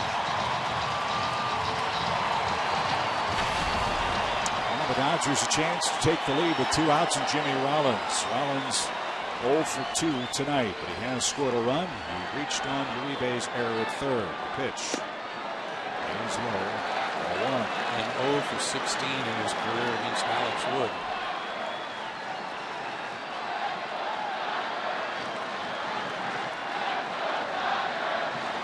Quiet Dodger crowd coming to life in the 5th. First and third, 2 outs.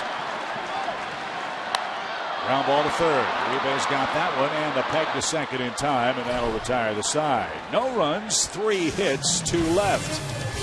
We go to the 6th.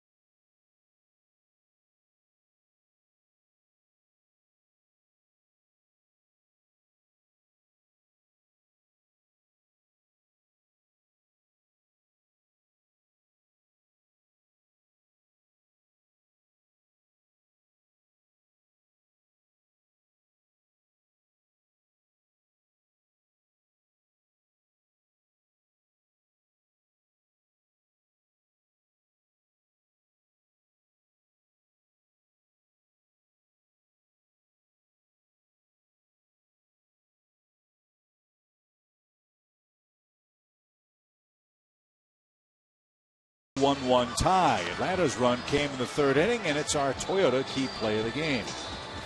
Cameron Maybin had a great at-bat. Got dusted back away from the plate, and then the very next pitch, he got a high fastball and cranked it into left center field into the pavilion.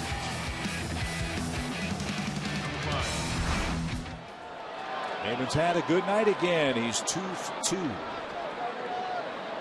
As Joe mentioned earlier tonight, he's hit safely in 11 of his last 12 games. 2-3-4 hitters up for the Braves in the 6th. A run on 3 hits for Atlanta, a run on 5 hits for Los Angeles.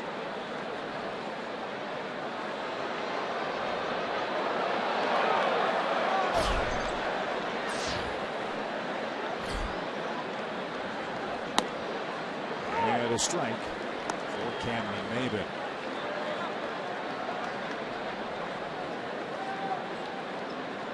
McDowell and A.J. Brzezinski talking over strategy as we hit the bottom of the 8 o'clock hour in Los Angeles.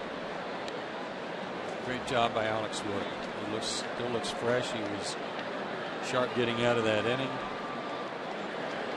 But he's been very solid through 5 and just an unearned run allowed.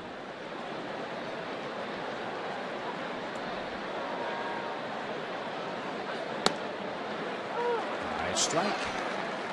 It's 1-2. Cardinals won again. They beat Arizona tonight 4-3.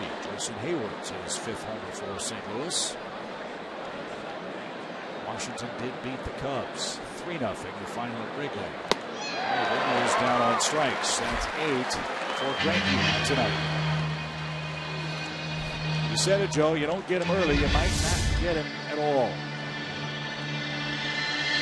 Look at Greinke's reaction to this. He got away with a high breaking ball, high enough to be tough to catch up to for Cameron. The old so bad it's good pitch. Yeah, but he was shaking his head like, oh, brother. 8 strikeouts for Zach is a season high. His previous was 7. He'd done that 3 separate times.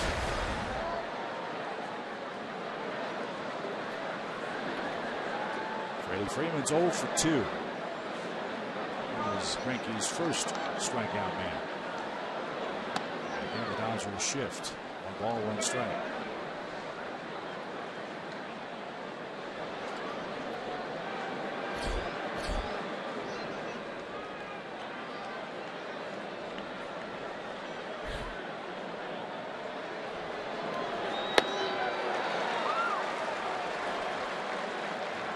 Kershaw and Greinke are putting the ball right where they want to put it against Freddie Freeman.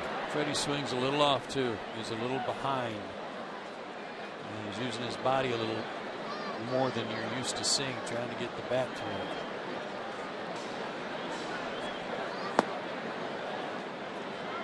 Two balls, 2 strikes. You know, I mean, you're talking about 2 of the premier pitchers in baseball. Giving him fits the last 2 nights, so it's not like they're just slouches out there. Freddie swings a little different too. That's number 9 for Greinke. Kershaw struck out 10 last night.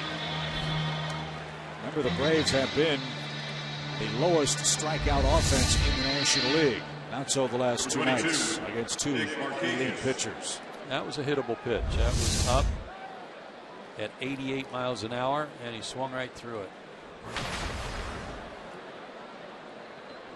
A walk and a strikeout for Nick Markakis tonight.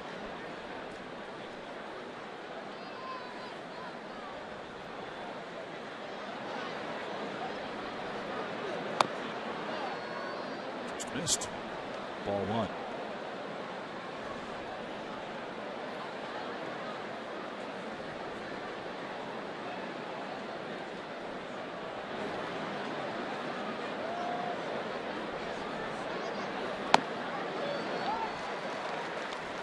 Really spread the wealth around on his strikeouts too. Those 9 strikeouts, 4 by fastball, 3 by slider, 2 by changeup. Nothing for the hitters to eliminate yet. That just missed. It's 2-1. Sometimes that backdoor pitch is more like a cutter as opposed to his slider.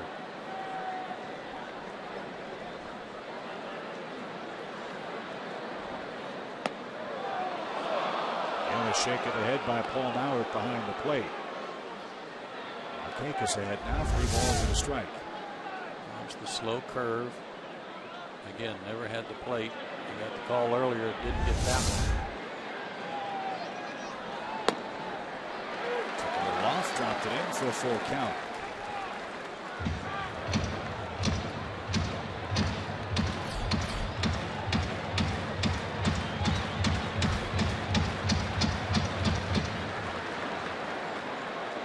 Greinke 37-13 as a Dodger pitcher.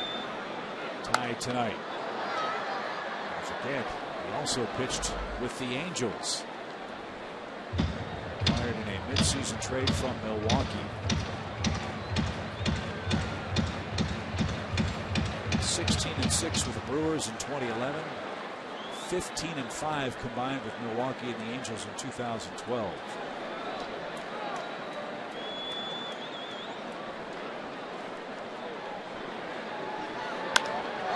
High fly ball toward left.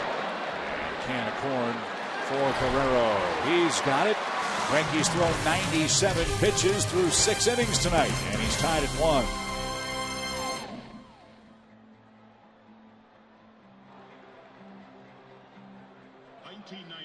Was a year that a tornado hit Los Angeles.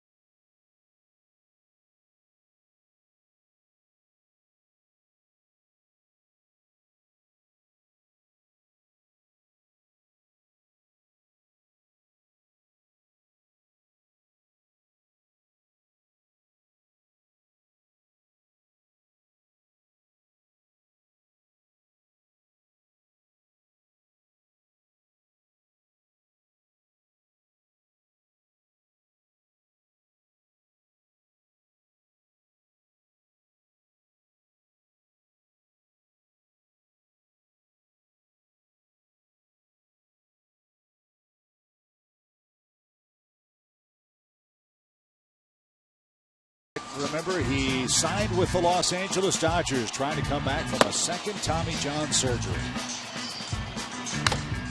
Had a simulated game today with a couple of Dodgers hitters. Looked like he was a little frustrated with some of his pitches. Jock Peterson, I believe, was one of those hitters. But after 2 Tommy John surgeries, at least he's back out on the mound and working his way back. I wish Brandon all the luck in the world. Really good guy. Yep. And the same for Chris Medlin, who's a little bit further along than Brandon Beachy. Medlin got a multi-year contract with Kansas City. So Chris makes his way back to the big leagues soon, too. Ground ball by Kendrick to second. Peterson's been busy tonight. Ground ball out against the 6th inning starter for the Dodger offense. Kendrick 0 for 3.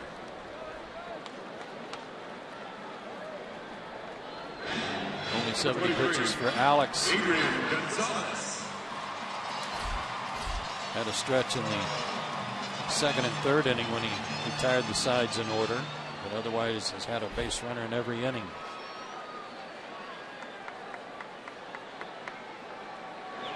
Gonzalez has struck out and grounded out. His ground out moved Jimmy Rollins up 90 feet. On an infield hit from Justin Turner, that's how the Dodgers tied the game.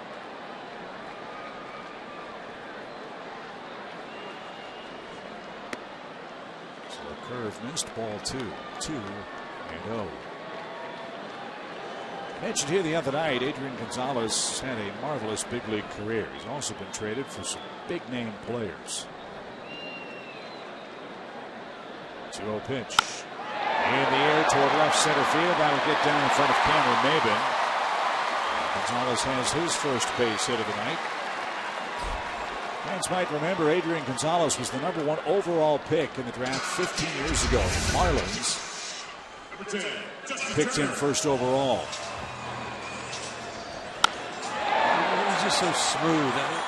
His swing is not a violent one in terms of just trying to kill the ball, but the ball jumps off his bat. It always has. He hits to all fields. He's got power to all fields. And remember when we were talking about Bryce Harper and how he had that real violent hip turn and jerk to get his hips open? Well, Adrian Gonzalez does the same thing, but it's smoother. And he clears them and gets them out of the way, and his hands work. And when your hands are working, you get the barrel there quicker, and the ball will jump. He's fun to watch. Unless you're pitching.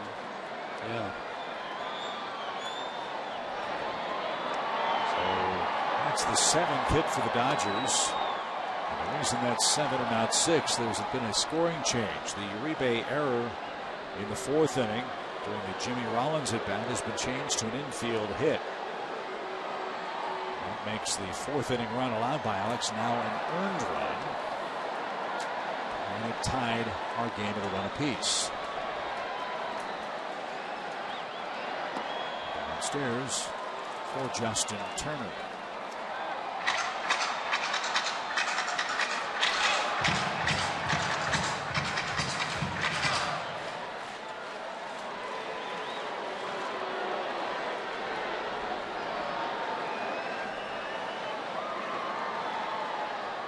Two balls, no strikes. Change. 2-1. Pretty good 2-0 pitch, wasn't it? Confidence in all of them tonight.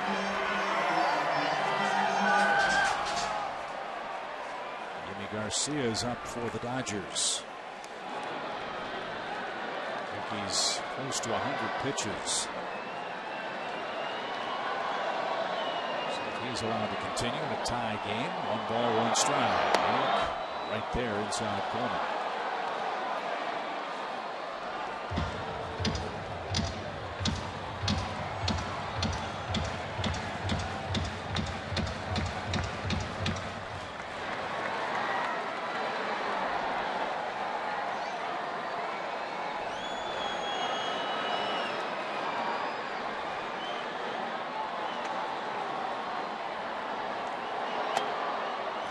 Slow. It's now 3-2.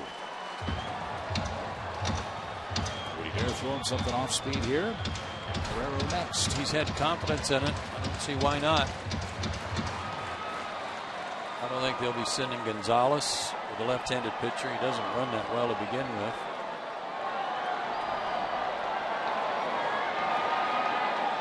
Very short lead, not going. And the breaking ball around the plate. So Turner walks, first and second, 1 out.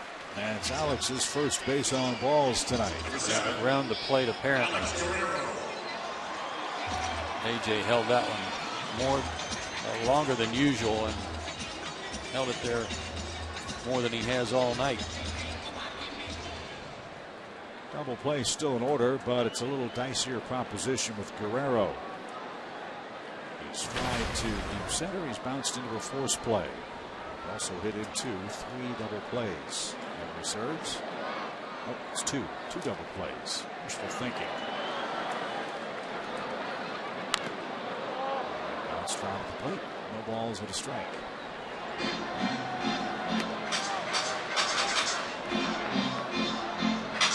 Those super utility guys like Alex Guerrero are worth their weight in gold, aren't they? Because you're good at bat everywhere, can play any place in the field. And as Joe said, he's got some pop. He's got 8 home runs and 85 at bats.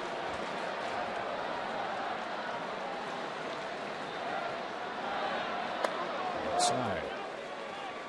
Remember Vinnie Johnson, who used to play in the NBA for the Detroit Pistons? His nickname was the Microwave because he'd come in red hot, just drain jump shots. Well, same kind of offensive production for Alex Guerrero.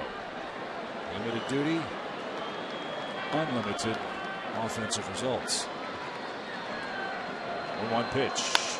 Little nubber hit towards second. Peterson backflip to Simmons. What a turn and what a double play. The wishful thinking paid dividends, and we move to the 7th inning. The Dodgers doubled up, and our game tied 1 apiece.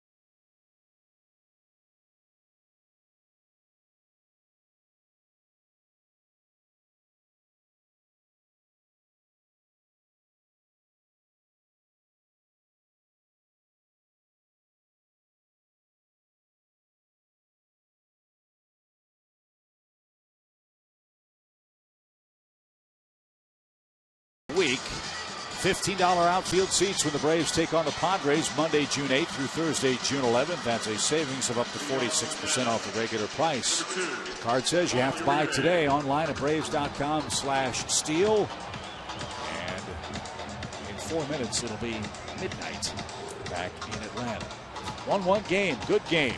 But Zach Greinke's down after 6. Yeah, I can't believe it. He hadn't even gotten to the 100 pitch mark. He's throwing a 3-hitter. The 1 run on a home run, yet Jimmy Garcia is in for his 21st game. That ties him with the team lead with Chris Hatcher for most outings. But take a look at this. 19 innings, 31 strikeouts. Mid-90s fastball, 92 to 95 with a slider.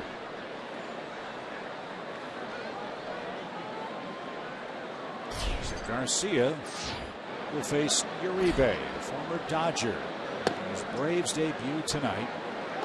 After 48 tumultuous hours in Los Angeles, the rumored trade finally was finished at 1:30 or so Pacific time. The Commissioner's office had to get involved because there were some financial considerations that induced Alberto Callaspo to waive his right to not be traded. Once he said okay, the Commissioner approved the deal, and here we are in game 3 of the set. Good cut, fouled back at 93 miles an hour. Yeah, and from a tough angle to pick the ball up from, too. It's not even easy to see the ball out of his hand.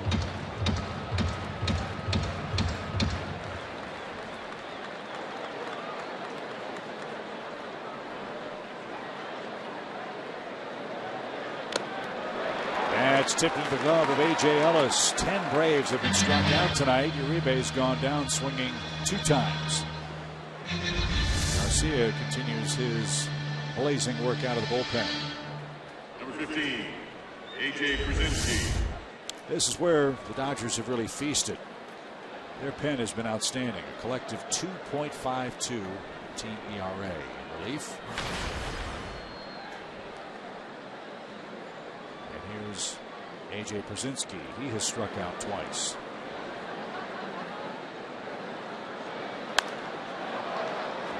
Outside, strike one. LA begins play tonight. A game and a half ahead of the Giants. As I told you, the Giants beat Milwaukee again. The Brewers now 16-32 for the year. The Giants 28-20. Play them tomorrow night. 0-2 for AJ. Garcia's from the Dominican Republic, born in 1990. He doesn't throw a changeup very often, but he threw that one to AJ, and it was a beauty. Former Southern League All-Star for the Dodgers. Jacksonville is there to go back. Chattanooga's their 5-2. Swing and miss by Krasinski. That delivery. A little Louis Tion on this one.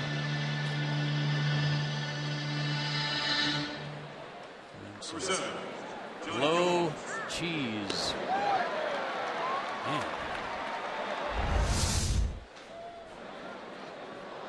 Back-to-back swinging strikeouts brings up Johnny Gomes. Johnny starting for the third straight game.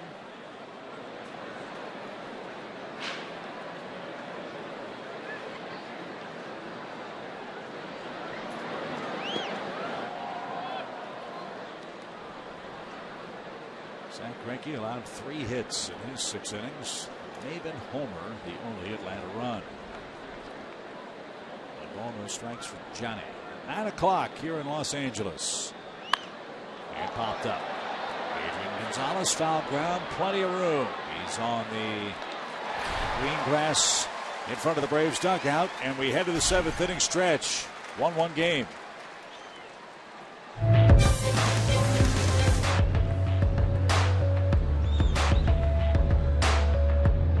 Fox Sports celebrates 50 years of the Atlanta Braves.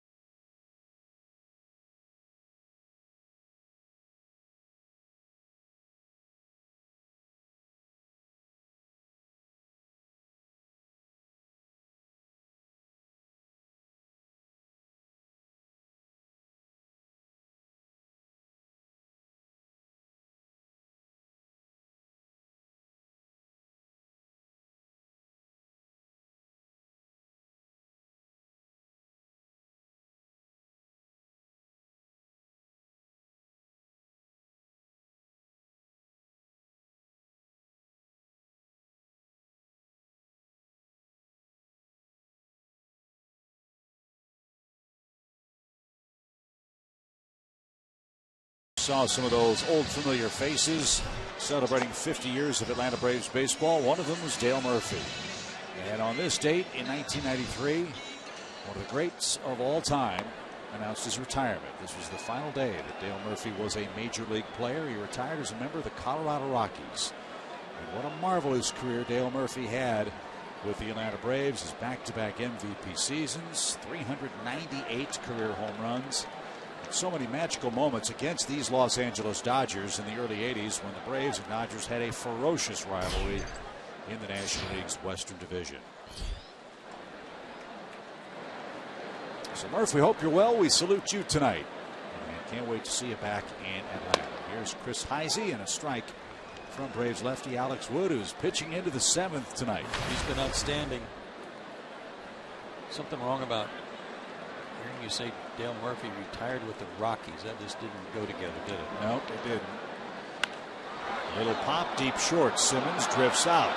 Spins. Still spinning. Makes the play. And there's out number 1. Murphy's trying to get to 400 home runs. Number 17. And the Rockies were an expansion team that year. And I can't imagine how hard that is as a big league player to finally have to come to grips with the fact that it's time. And it was for Dale Murphy in 1993. And I believe that was the Rockies' first year. It was. It was. We were playing at Mile High Stadium then. There's A.J. Ellis with the bases empty. And he takes a ball. Ellis missed a home run by a foot. I think he hit right, the ball hit right on the 375 mark at the top of the fence. I don't know which number it hit, but it hit right on those numbers.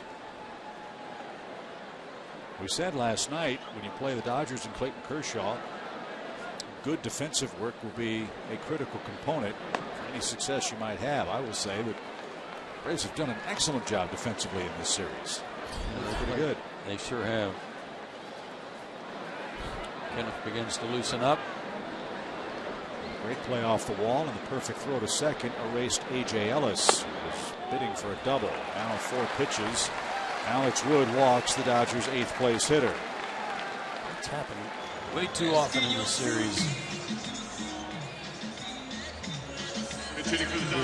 I was reminded here that the concern and the key would be to find out and watch Alex and how much stamina he had, how long were his innings, what kind of stuff did he have as time went on.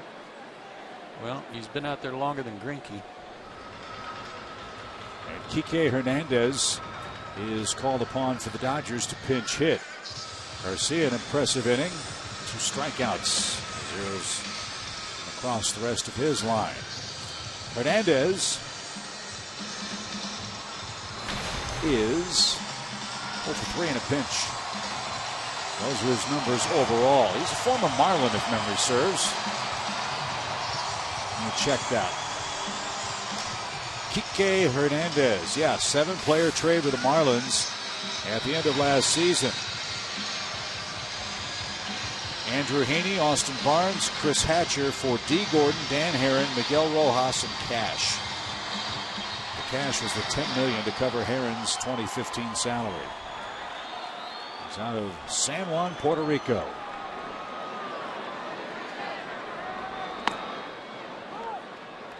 He began last year with the Astros, so I'm sure the Braves were able to give Alex Wood an accurate scouting report. Bo Porter was the Astros manager. He's the Braves' third base coach. That helps.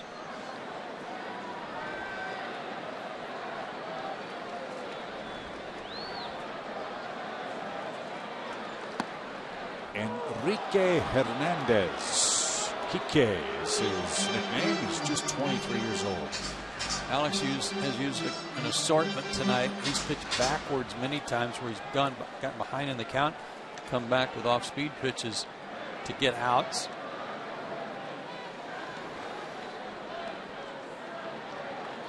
He just struck out Hernandez on 3 pitches. With enough gusto on his fastball to set him down on a high hard one. Let's see if he can get Peterson. I think this young man has had his share of hits in the series. 2 singles tonight, 2 singles last night, 2 singles and a double in the series opener. No mas. First strikeout for Alex since the 4th inning. He's due to hit second when we get to the 8th inning, so one would think in a tie game this would be his last frame.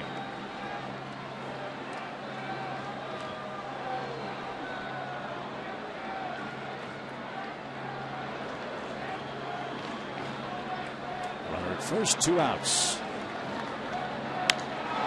Fly ball to right. And Markakis will have no trouble. Great work for Alex Wood. It's worth the wait. 11 days between starts. He's given up a run on 7 hits through 7 in LA tonight.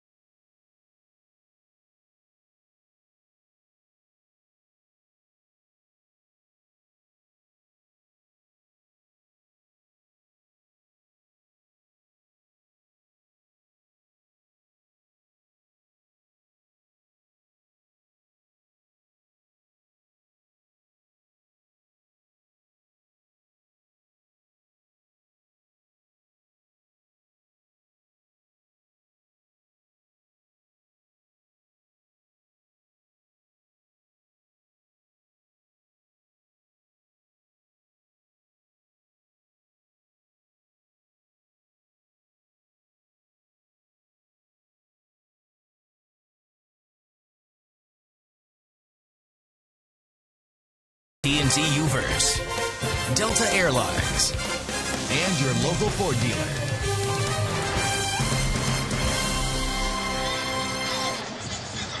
Bright lights, big city of Los Angeles. Always something fun to do. Here in sunny Southern California, a big crowd here watching the Braves and Dodgers wrap up this series. Follow the Braves all year this year with MLB.com at Bat, the #1 app for live baseball. At Bat is up to the moment at any moment with in-game highlights, live look-ins, replay reviews, radio broadcasts, StatCast, and more. Get MLB.com at Bat for your smartphone or your tablets. LA goes deeper into its bullpen. Freddie Gonzalez looks on as Chris Hatcher takes the hill for Los Angeles in the 8th. Hatcher is a guy the Braves are familiar with from his days in Miami. Really big arm, throws hard, 94, 95, 96, even above that at times. He's also got a split finger pitch to go with it and a slider. Not all that great in terms of ERA and record, certainly, but still racking up a lot of strikeouts. Andrelton Simmons greets him first and jumps on the first pitch, dumps it into left field. That's going to drop for a leadoff hit. There's an excellent start. Simmons with a 2-hit game. I like that. He's got one to drop in. And that's the end of the line for Alex Wood. He'll be pinch hit for with Todd Cunningham. Pinch hitting for the Braves, number 26, Todd Cunningham. Up and in on Andrelton. He dumped it in. Second pinch hit appearance for Todd Cunningham, who's hitting a hefty .357 for the year. The bulk of that damage from the left side of the plate. He's 10 for 23 as a lefty, 0 for 5 right-handed. And a big hole on the right side of the infield if he can rip one past Adrian Gonzalez.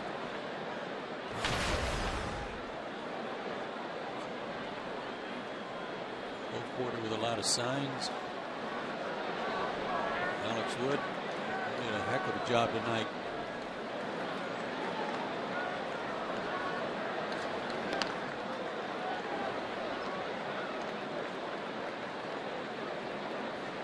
They haven't done a lot of running in this series.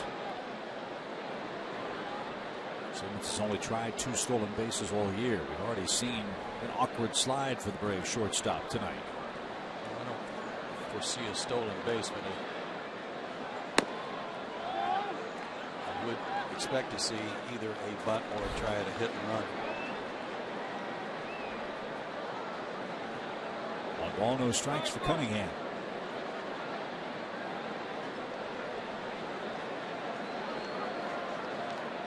Bob can handle the bat. This guy throws so hard. He's tough to bunt.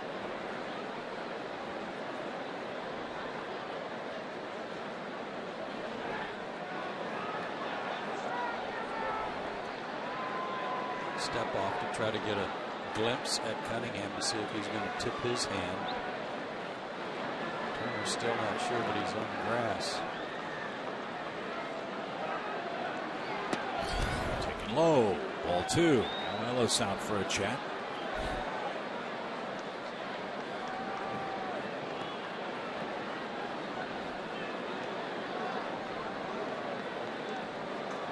Hatcher faced 2 hitters Monday night against Atlanta.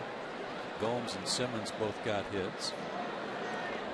Simmons a base hit tonight, so Atlanta 3 for 3 off Hatcher so far in this series.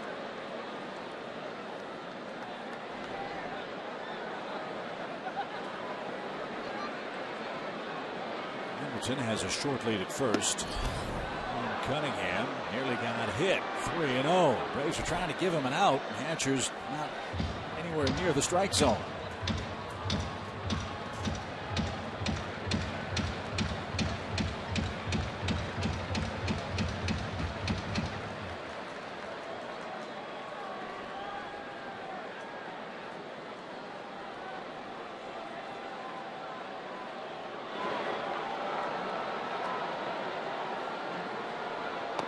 And on 4 straight, Cunningham walks.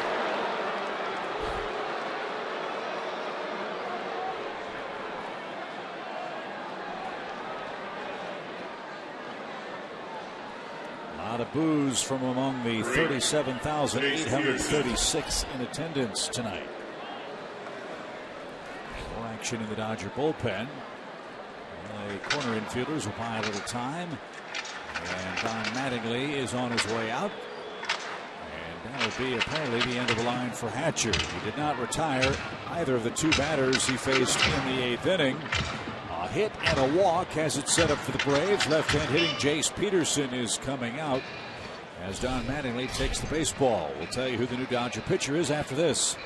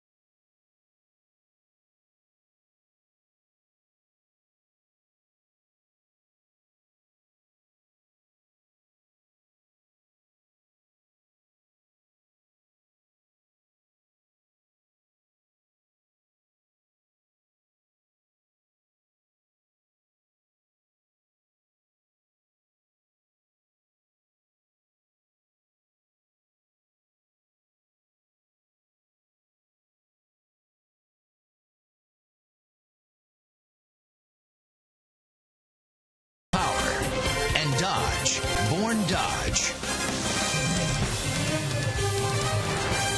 Always have to fear clogged arteries here in Los Angeles, and how ironic. Lipitor is on the pitch for LA in the 8th inning. Braves fans, don't miss out on getting a David Justice bobblehead Tuesday night when the Braves take on the Padres. The first 20,000 fans through the gates get a bobblehead featuring Braves legend David Justice. Get your tickets today by visiting Braves.com. This kid has already had an eventful series. He's got to win. First game of the series, he came in, pitched 1 inning, and the Dodgers rallied in a big 8th inning, and he got the W. Let's see how Atlanta plays it. You've got 2 on, nobody out. You've got Peterson, Maben, Freeman, and Markakis. A lot of lefties coming up. Perfect setup here to move him up, though. Jace can bunt him over.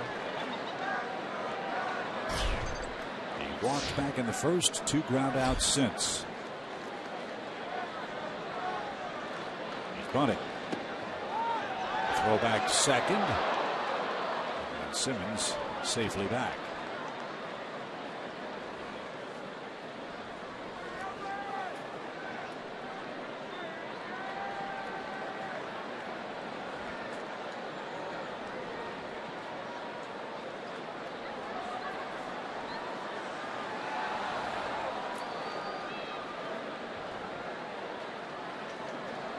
Jace has 1 sacrifice bunt this year.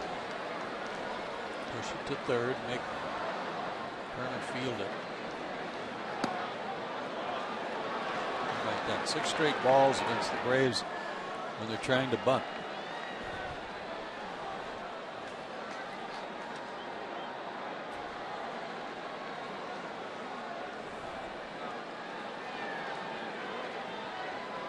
Tuno, Maben on deck. Tie game. 1 apiece.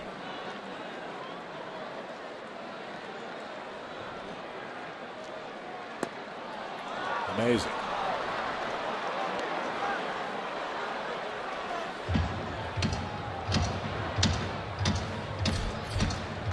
Maben has 2 of the 4 Braves hits, including a homer.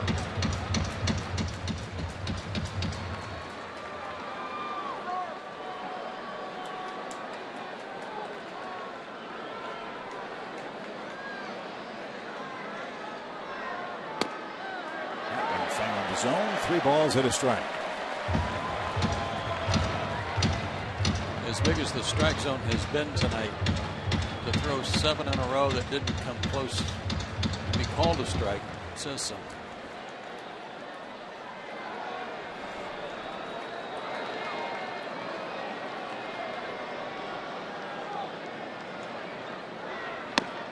Stabbed at that one and didn't get it. Full count. This guy's throwing hard too. That was 94.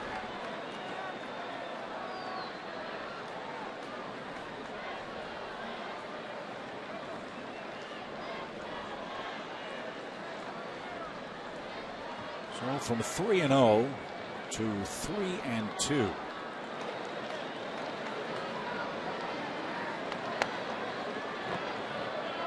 Gonzalez backing up at first.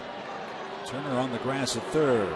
No bunt. Bouncing ball right side. Kendrick spins, fires to second one. Rollins flat-footed throw to first is late.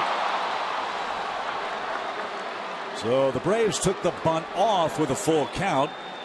Peterson hit it into a safety zone to keep out of the double play. He does advance the runner from second to third, and the Braves bring Maben to the plate. A chance to score a go-ahead run. Let him swing away 3-2 and just avoided the double play by, as you said, hitting it wide enough at first base that they could only get one. But in the process, that runner moves to third with less than 2 outs and a chance for even a sacrifice fly to bring him in. Braves are 3 for 20 in this series with runners in scoring position. 0 for 4 tonight. Rollins moves in at short. Kendrick shortens up at second. Maben digs in. Key man in the inning.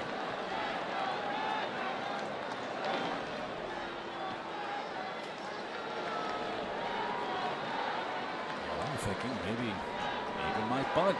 Didn't tip any strategy with that play at first.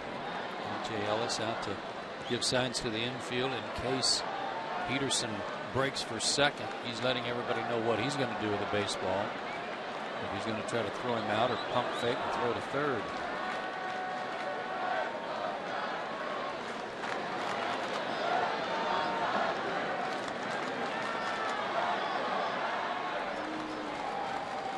Ellis wants a new set of signs from the Dodger bench. Yeah, he's really disrupting Liberatore's rhythm here by changing up everything when he hears somebody bark from the dugout. Fastball in the call. Let's see if he gets it there.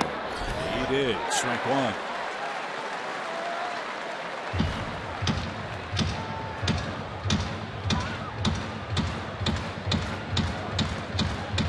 Braves had him loaded with 1 out in the first inning. Couldn't break through against Zach Greinke.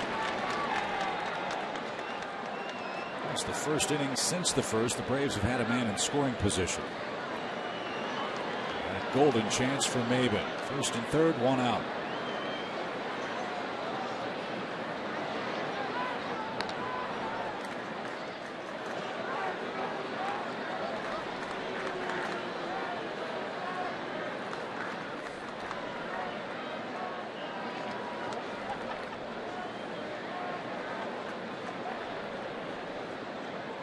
On such a good run, all he needs to do is just see the ball and hit it.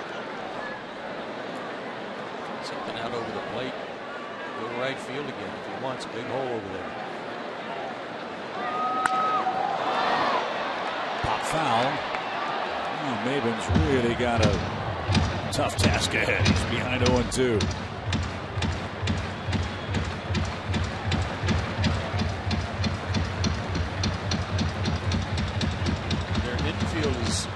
Halfway. Ground ball to the middle infielders. They'll try to go up the middle for a double play, but if it's an in-between bouncer, they might come home. Rollins a step to his left as the 0-2 pitch comes in, and it missed high. 1 ball, 2 strikes.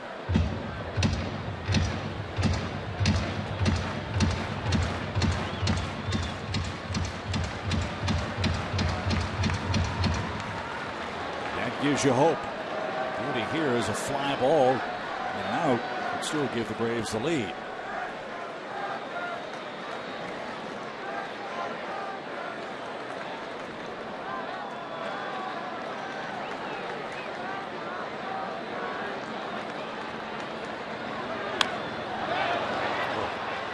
Liberatore got away with that one.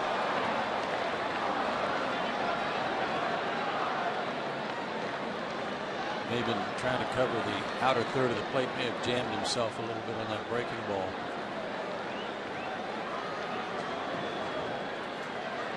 I'd expect him to come inside on him again. They got a called strike in there to begin this sequence.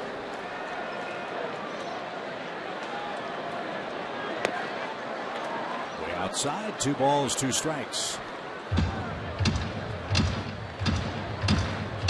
Battle back from an 0-2 hole. Freddie Freeman waits on deck.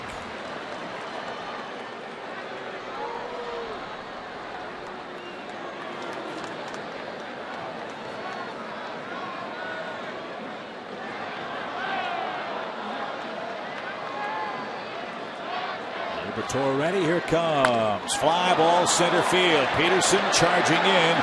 There's the catch. Simmons is going to go halfway, and the throw strong. And the fly ball not deep enough to bring home the go-ahead run. 2 out.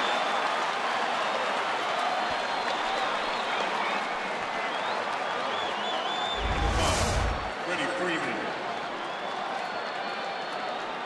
Of course, if he had known that Jock Peterson was going to throw this one high and cause Ellis to have to back up to catch it, he might have tried it.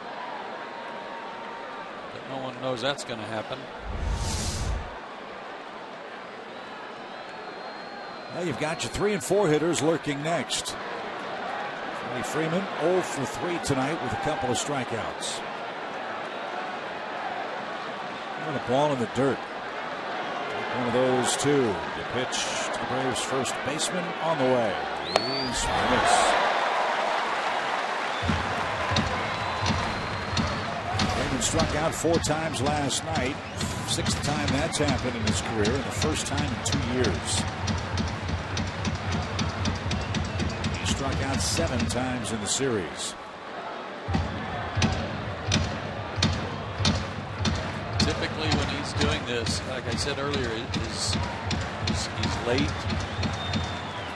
His body's trying to help him swing the bat. He's not staying back. He's kind of drifting. He's sliding forward a little bit and slowing his bat down.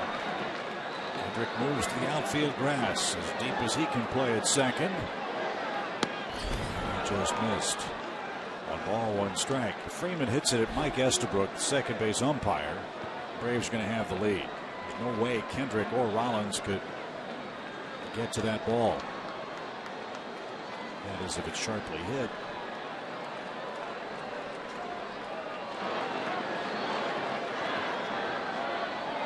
Simmons and Peterson at 3rd and 1st. The 1-1 pitch. Runner goes outside. Ball 2. Peterson steals second. And takes away the force play. 5 steals for Peterson. And now 2 men are in scoring position for Freddie. We showed you those good numbers for Maben over his last couple of dozen at bats with runners in scoring position, and he came up empty. Now it's Freddie's turn, so you figure 1 out of 2 of these guys are going to get it done.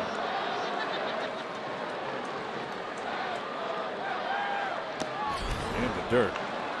Nearly a wild pitch. I'm sure, again, that's what Porter was thinking too. That little shallow fly ball. Yeah, you know what? You're pretty good at calling those wild pitches. I'm trying my best. Stay with it. Stay with it.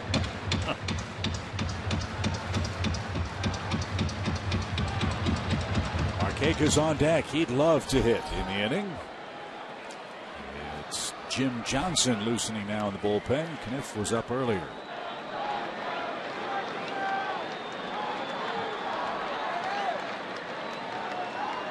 Pitch number 17 for the Dodger lefty.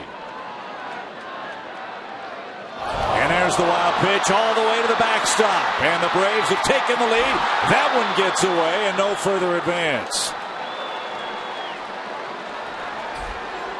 Just had a feeling it was coming. Well done, sir. So Simmons scores on the wild pitch.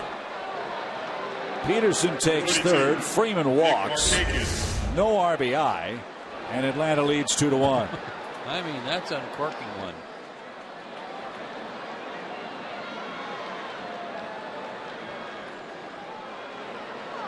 A lot of room behind home plate at Dodger Stadium. Always has been. In fact, there was even a greater distance from home plate to the fence in the early days of the stadium.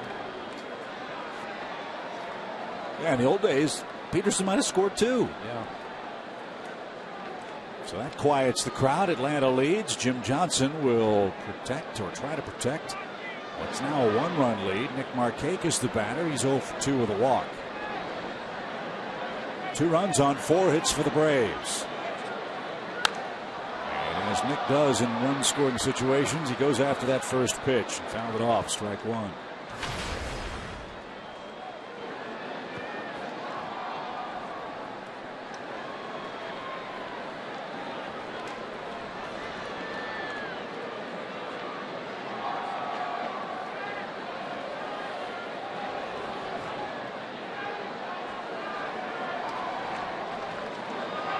Nothing at 1 for Nick.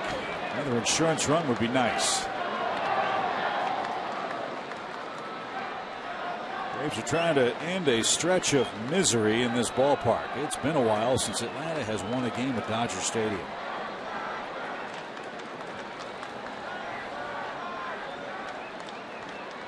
They lead 2-1 in the 8th inning.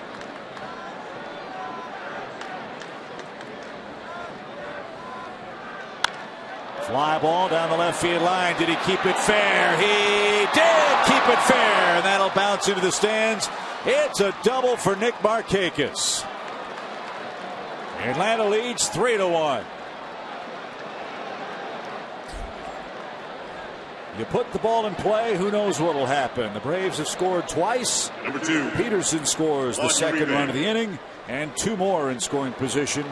And still 2 out. And remember earlier we were talking about how the Dodgers were playing Markakis toward left field.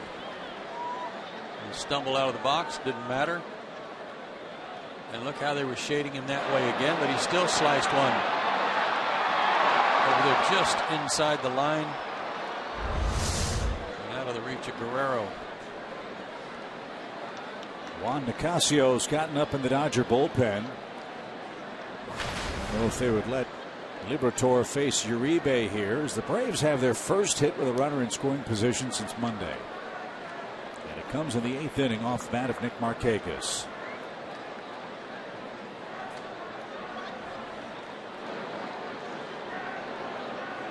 Two hits, 2 walks, and a wild pitch. And then we'll go ahead and put Uribe on with an intentional walk and face A.J. Pierzynski, who will bat with the bases loaded for the second time tonight. Remember, he struck out to end the first inning for Atlanta. And has fanned 3 times tonight.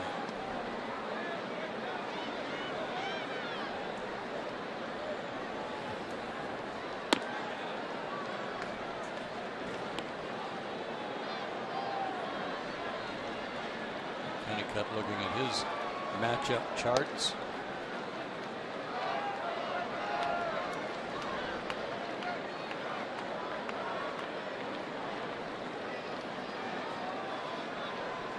And Rick's going to go out and talk to Liberatore about A.J. Pierzynski. Rick and his wife Debbie live in Braves country. He's from Fort Oglethorpe, Georgia, and live in the Chattanooga area. I think they actually live in Georgia, though. Was it Ringgold? Yeah. I think it's Ringgold, Georgia, where it resides. As I said, terrific pitching coach and a terrific guy. He's really helpful to those of us in the media. Talk to Rick Honeycutt. He'll tell you what's going on with this club, gives you the honest scoop. We really appreciate that. Appreciate how kind he is with his time. Bases loaded for Atlanta. A.J. Pierzynski in the batter's box. Lefty-lefty matchup. Chance to bust this baby open. And Pierzynski looking for his first career home run at Dodger Stadium. Maybe he can take the grand tour with 2 outs. The pitch. Nope. Ground ball to second. Kendrick's got it. Throw to first. And in time, Atlanta takes advantage of Mr. Liberatore. A couple of runs come across in the 8th inning. Braves 3, Dodgers 1.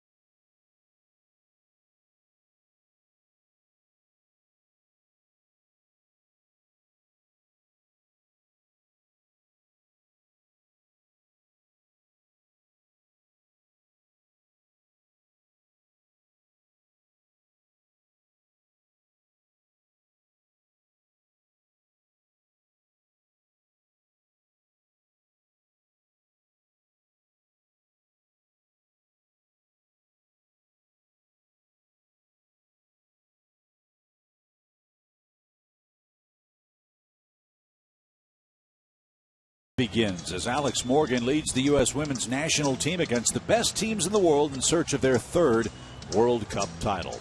The only place you can see the 2015 FIFA Women's World Cup is on Fox and Fox Sports 1 beginning in just 10 days. And our own Jen Hildreth will be broadcasting many of those games from Vancouver, Canada.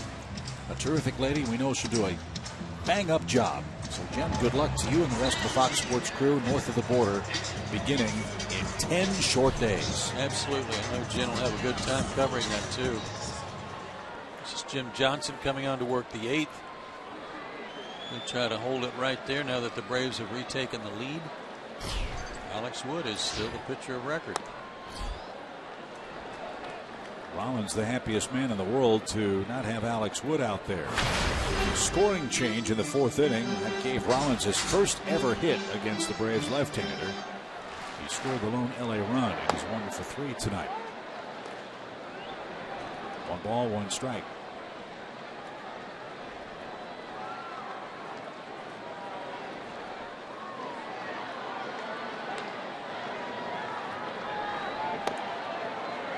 Missed. 2-1. Always have to worry about Jimmy Rollins. More hits than anybody else among active players against the Braves in his career. Hello. 2 balls and a strike. 2-2. Jimmy Rollins. Saw him today by the cage. I said, you look pretty good in blue. I wore blue and Babe Ruth blue. Oh, did he? Yeah. I said, I wore blue a lot as a kid. He didn't play with Babe Ruth, did he? Not quite that old. Rollins skies it out of play. And here are the numbers for Rollins against the Braves all time. Great player. Pete Rose has more at bats all time against Atlanta. Maybe Concepcion in there in 4th place in hits. I would not have had him in the top 5.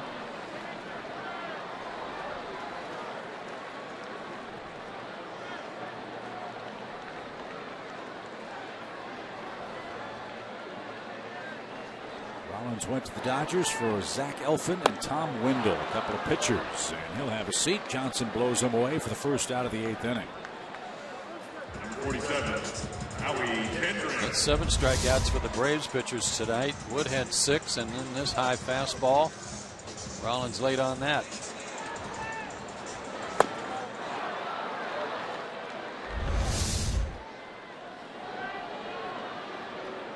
There's the first out in the 8th inning. Here's Kendrick, 0 for 3. Foul at the plate. 0-1. It's a loaded question. Didn't have a chance really to talk about it with Jimmy up there. Is he a Hall of Fame guy for you? 2,300 hits or so? MVP? Probably Not.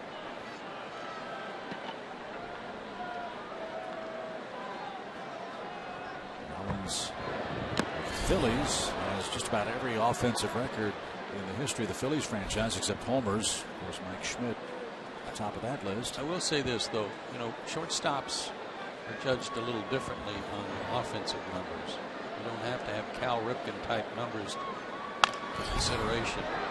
He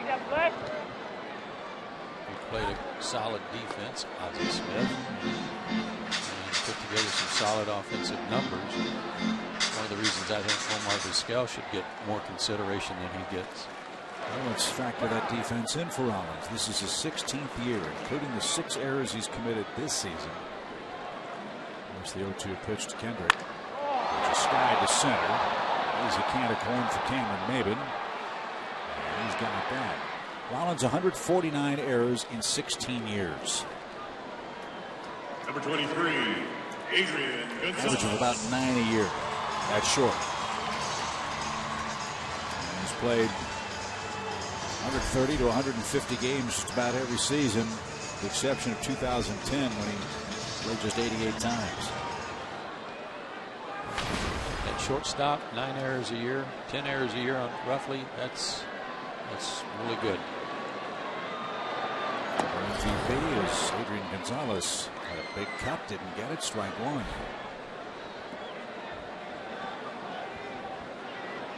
Adrian Gonzalez is the National League's leading vote getter for the All-Star game at first base.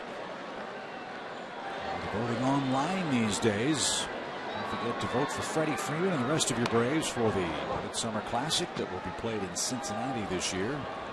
And a big advantage for Adrian Gonzalez, this baseball mad city of LA, and the 47,000 or so that the Dodgers average a night. He's got a lot of support in Southern California. I think you can vote up to 35 times your favorite player in one session. So get out the vote, support the Braves. In 2015, 0-2 pitch, swing and a miss. Impressive inning for Jim Johnson. Couple of swinging strikeouts of Rollins and Adrian Gonzalez, and this game moves to the 9th.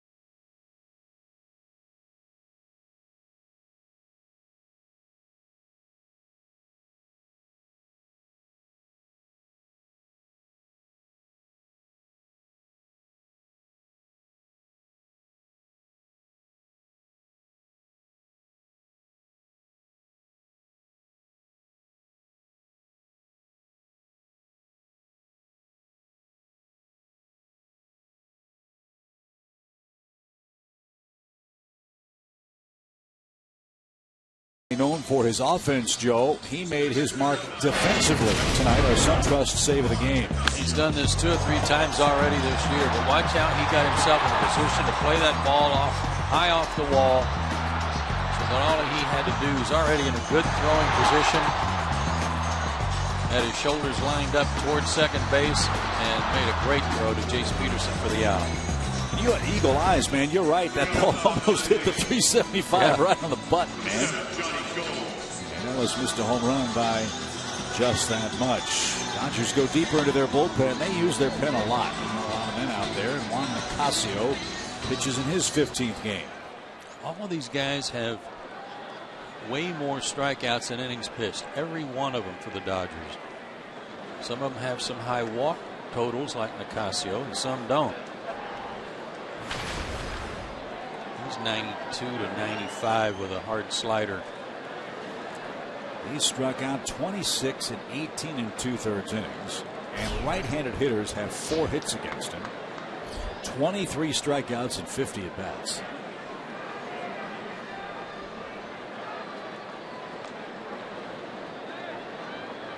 It's almost Brandon Kniff-like. Yeah, he hasn't given up a hit to a righty all year.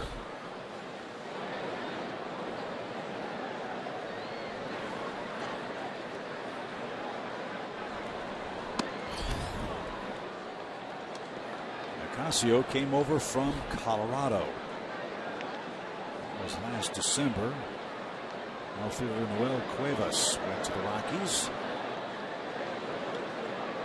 Nicasio was a starting pitcher in Denver. The guy got hit with a line drive. Just about took him out, hit him in the neck. Is that the guy and broke his neck, I believe. Right.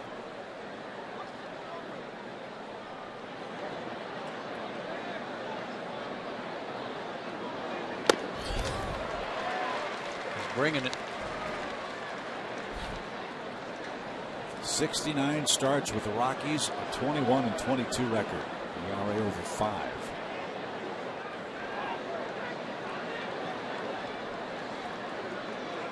It's hard to gauge, isn't it? Yep. In Denver.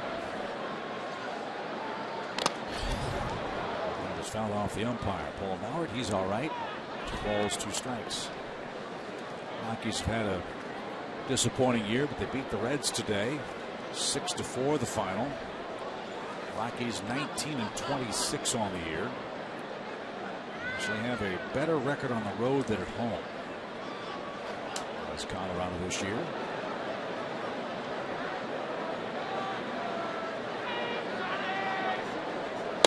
And Gomes is down on strikes.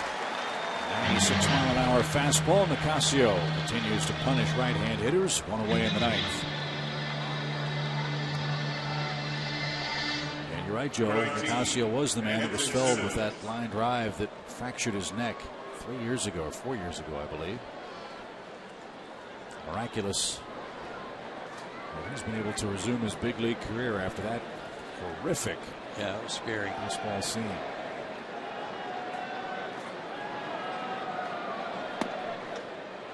Here's Andrelton Simmons. Their shortstop's been looking for hits, and he's found 2 of them tonight. And he scored the go-ahead run on the wild pitch. Back in the Braves' 8th. He sent 8 to the plate. 2 of them scored. He's got 2 runs on 2 hits and 3 walks.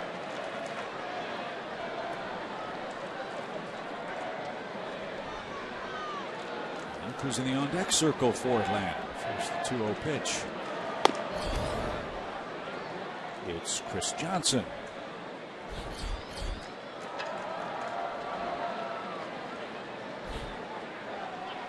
Good to see him back.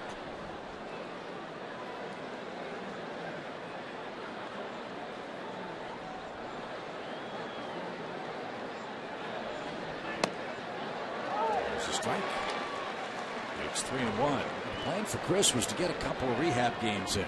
Mother Nature didn't cooperate. All the soggy weather back in metro Atlanta.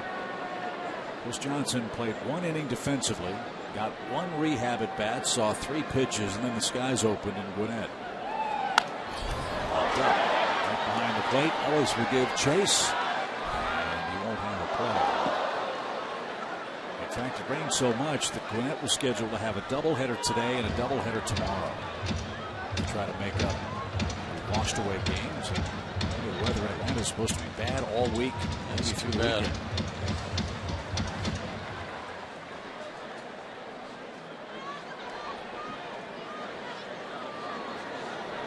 Simmons now a 3-2 pitch.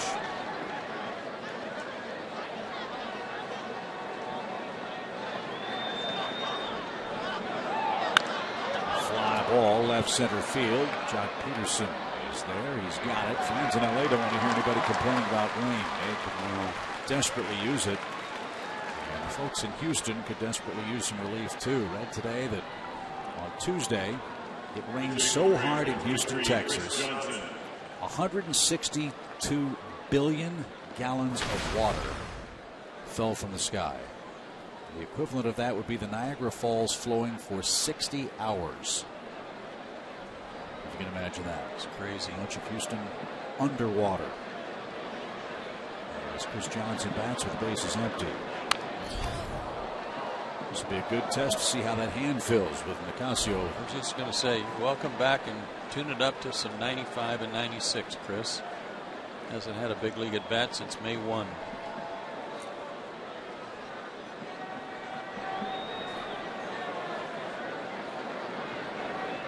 The ball's at a strike.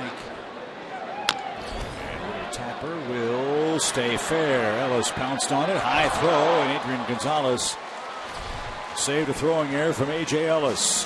We go to the bottom of the 9th inning. Jason Grilly's on to try to save a 3-1 Atlanta game.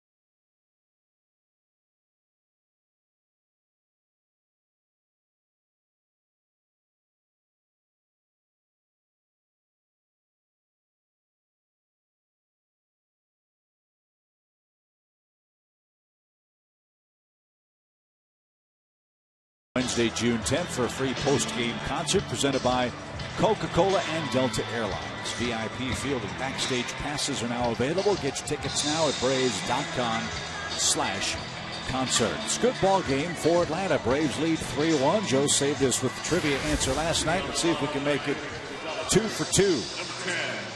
Zach Greinke's one of only 2 pitchers with 15 or more wins in each of the last 4 seasons. Who's the other? Gio Gonzalez. I said John Lester earlier. I think Max Scherzer's got to be on that list too. You're going to stay with Gio? Yeah. I'm going to go Scherzer instead of Lester. Oh, what a hot night for you. You're like in the skillet or something. Max Scherzer, who won today in Chicago, beating the Cubs 3-0 in a duel with John Lester.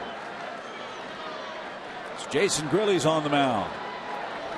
Justin Turner, the first he'll face, and a quick strike. Oh, what a job by Jim Johnson. A 1-2-3 8th inning. Johnson's given up only 1 earned run in his last 15 appearances. 15 innings, I should say. Now Grilly trying to mow him down and earn the save. He's quickly ahead, 0-2. Peterson 13 out of 14 in the save department.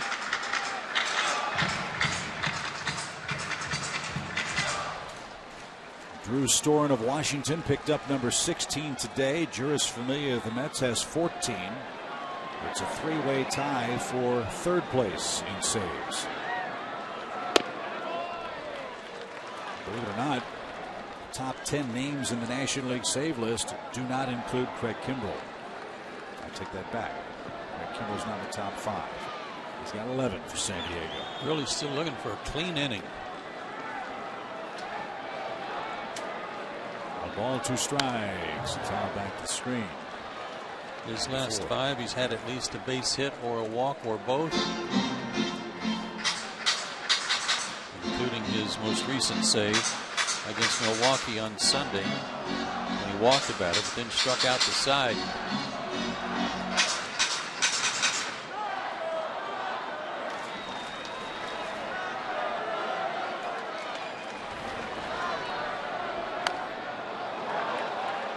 And the seats foul.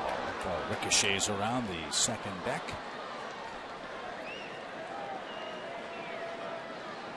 And still a ball and 2 strikes for Turner. Closing in on 10 o'clock here in Los Angeles. Spurs will make their way to San Francisco at night's end. Braves and Giants tomorrow night. Want to tune in for Shelby Miller's start. This one's popped up. That should be easy for Jace Peterson, and it is. Grilly gets the first man, 1 man down.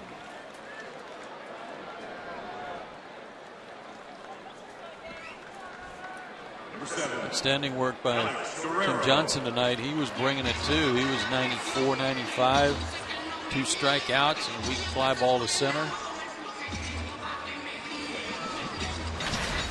Good work in his inning of relief following Alex Wood, who remarkably went 7 innings tonight.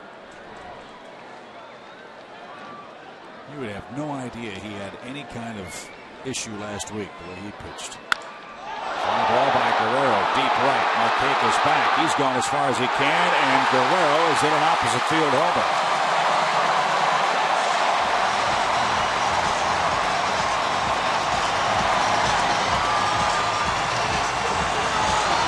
They got to figure out a way to get this guy in the lineup more, don't they? You'd think. That's 9 homers in about 90 at bats. And an opposite field shot. Joe, you called it earlier. The ball explodes off his bat. Well, he stays back beautifully and just camps on that back leg. That's a pretty good poke to the opposite field here. Now Andre Ethier is the batter. This guy knows all about late inning home run dramatics. So the Dodgers down a run.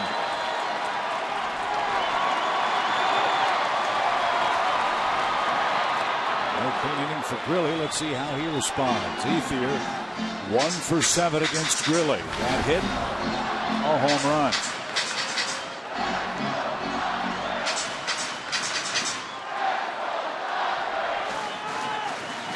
Ethier, then Ellis with 1 out. The ball's at a strike. Low, even count. Guerrero, 87 at bats, 5 doubles, 1 triple, 9 home runs.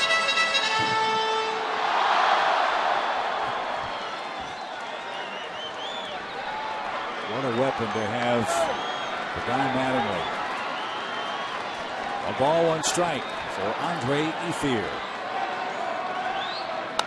Check swing into the seats.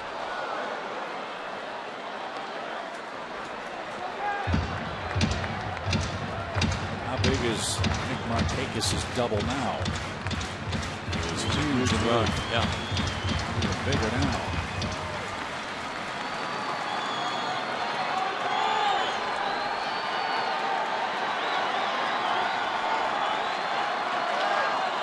Really ready with the 1-2 pitch for Andre Ethier. And did he go? Maybe not. 2-2. You got to look quick on Damon Demuth. He's not going to give you any big demonstrative move. He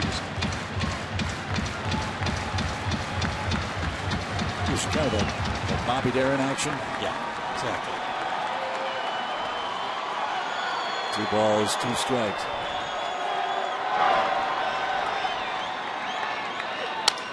Looping line drive into left field. A pinch hit for Andre Ethier.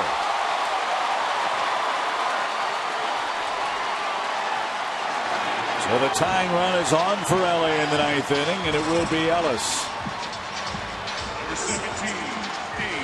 That looked like a high breaking ball from Jason there. Yeah, hanger out of the zone, and he went the other way with it. That hangs in the inner half, which might have gone the distance. Ethier's got good speed. Braves outfield have to play deep to try to cut off any chance of a double that might plate Ethier from first. Ellis is hitting to 1 double play this year. One here would end the game if Gurley can get her on the ground. And it missed. Now with AJ, he looked back at Noward again and said, where was that pitch? Because he kept waiting. He was watching Ethier, but he was waiting for the strike call, and it never came.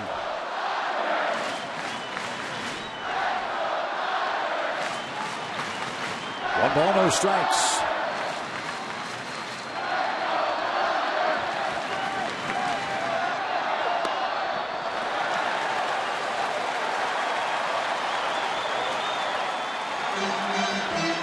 Hope the zone's not tightening up in the Dodger 9th.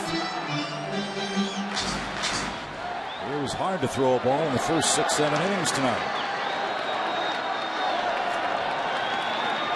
Ellis nearly homered earlier tonight. He's ahead in the count. 2 balls, no strikes. 2-1. That had good life on it. That one was running down his hands.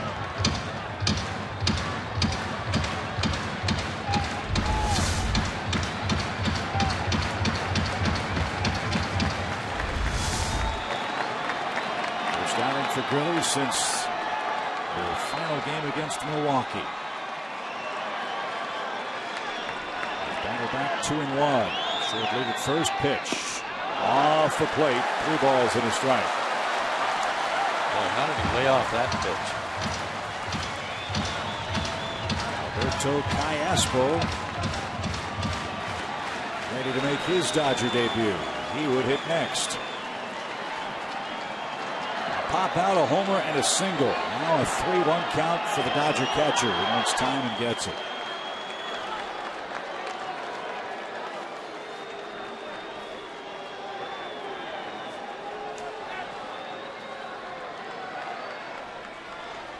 Guerrero with an opposite field homer has awakened the crowd in Los Angeles. Here comes the 3-1 pitch. Ground ball third. Uribe off his chest. He's going to go to second, and in time. Uribe knocked it down and got the force play at second.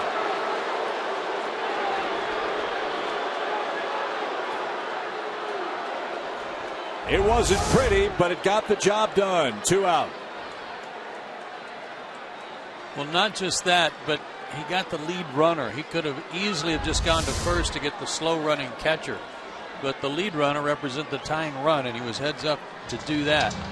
Again, Jace Peterson took that throw, and he needed to be on the third base side of the bag. He needed to be a first baseman after that ball gets loose. You can see he's kind of straddling the bag more or less, and it wasn't an accurate throw, and he handled it.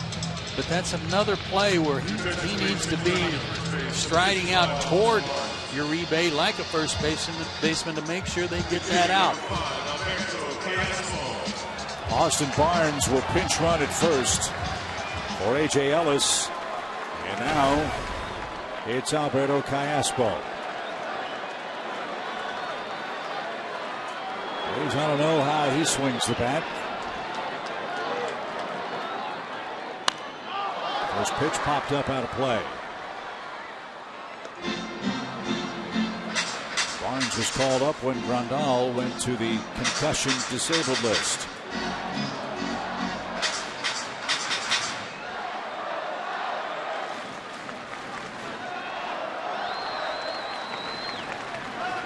0-1.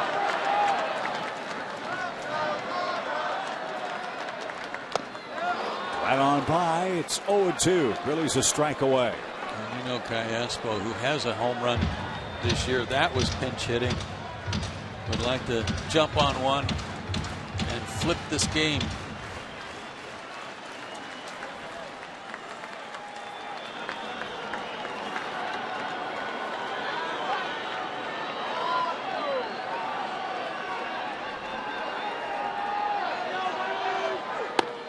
Upstairs, 1-2. That homer came April 26th against the Phillies. Off Applebaum, I think. Tough man to strike out. More walks than strikeouts for Alberto.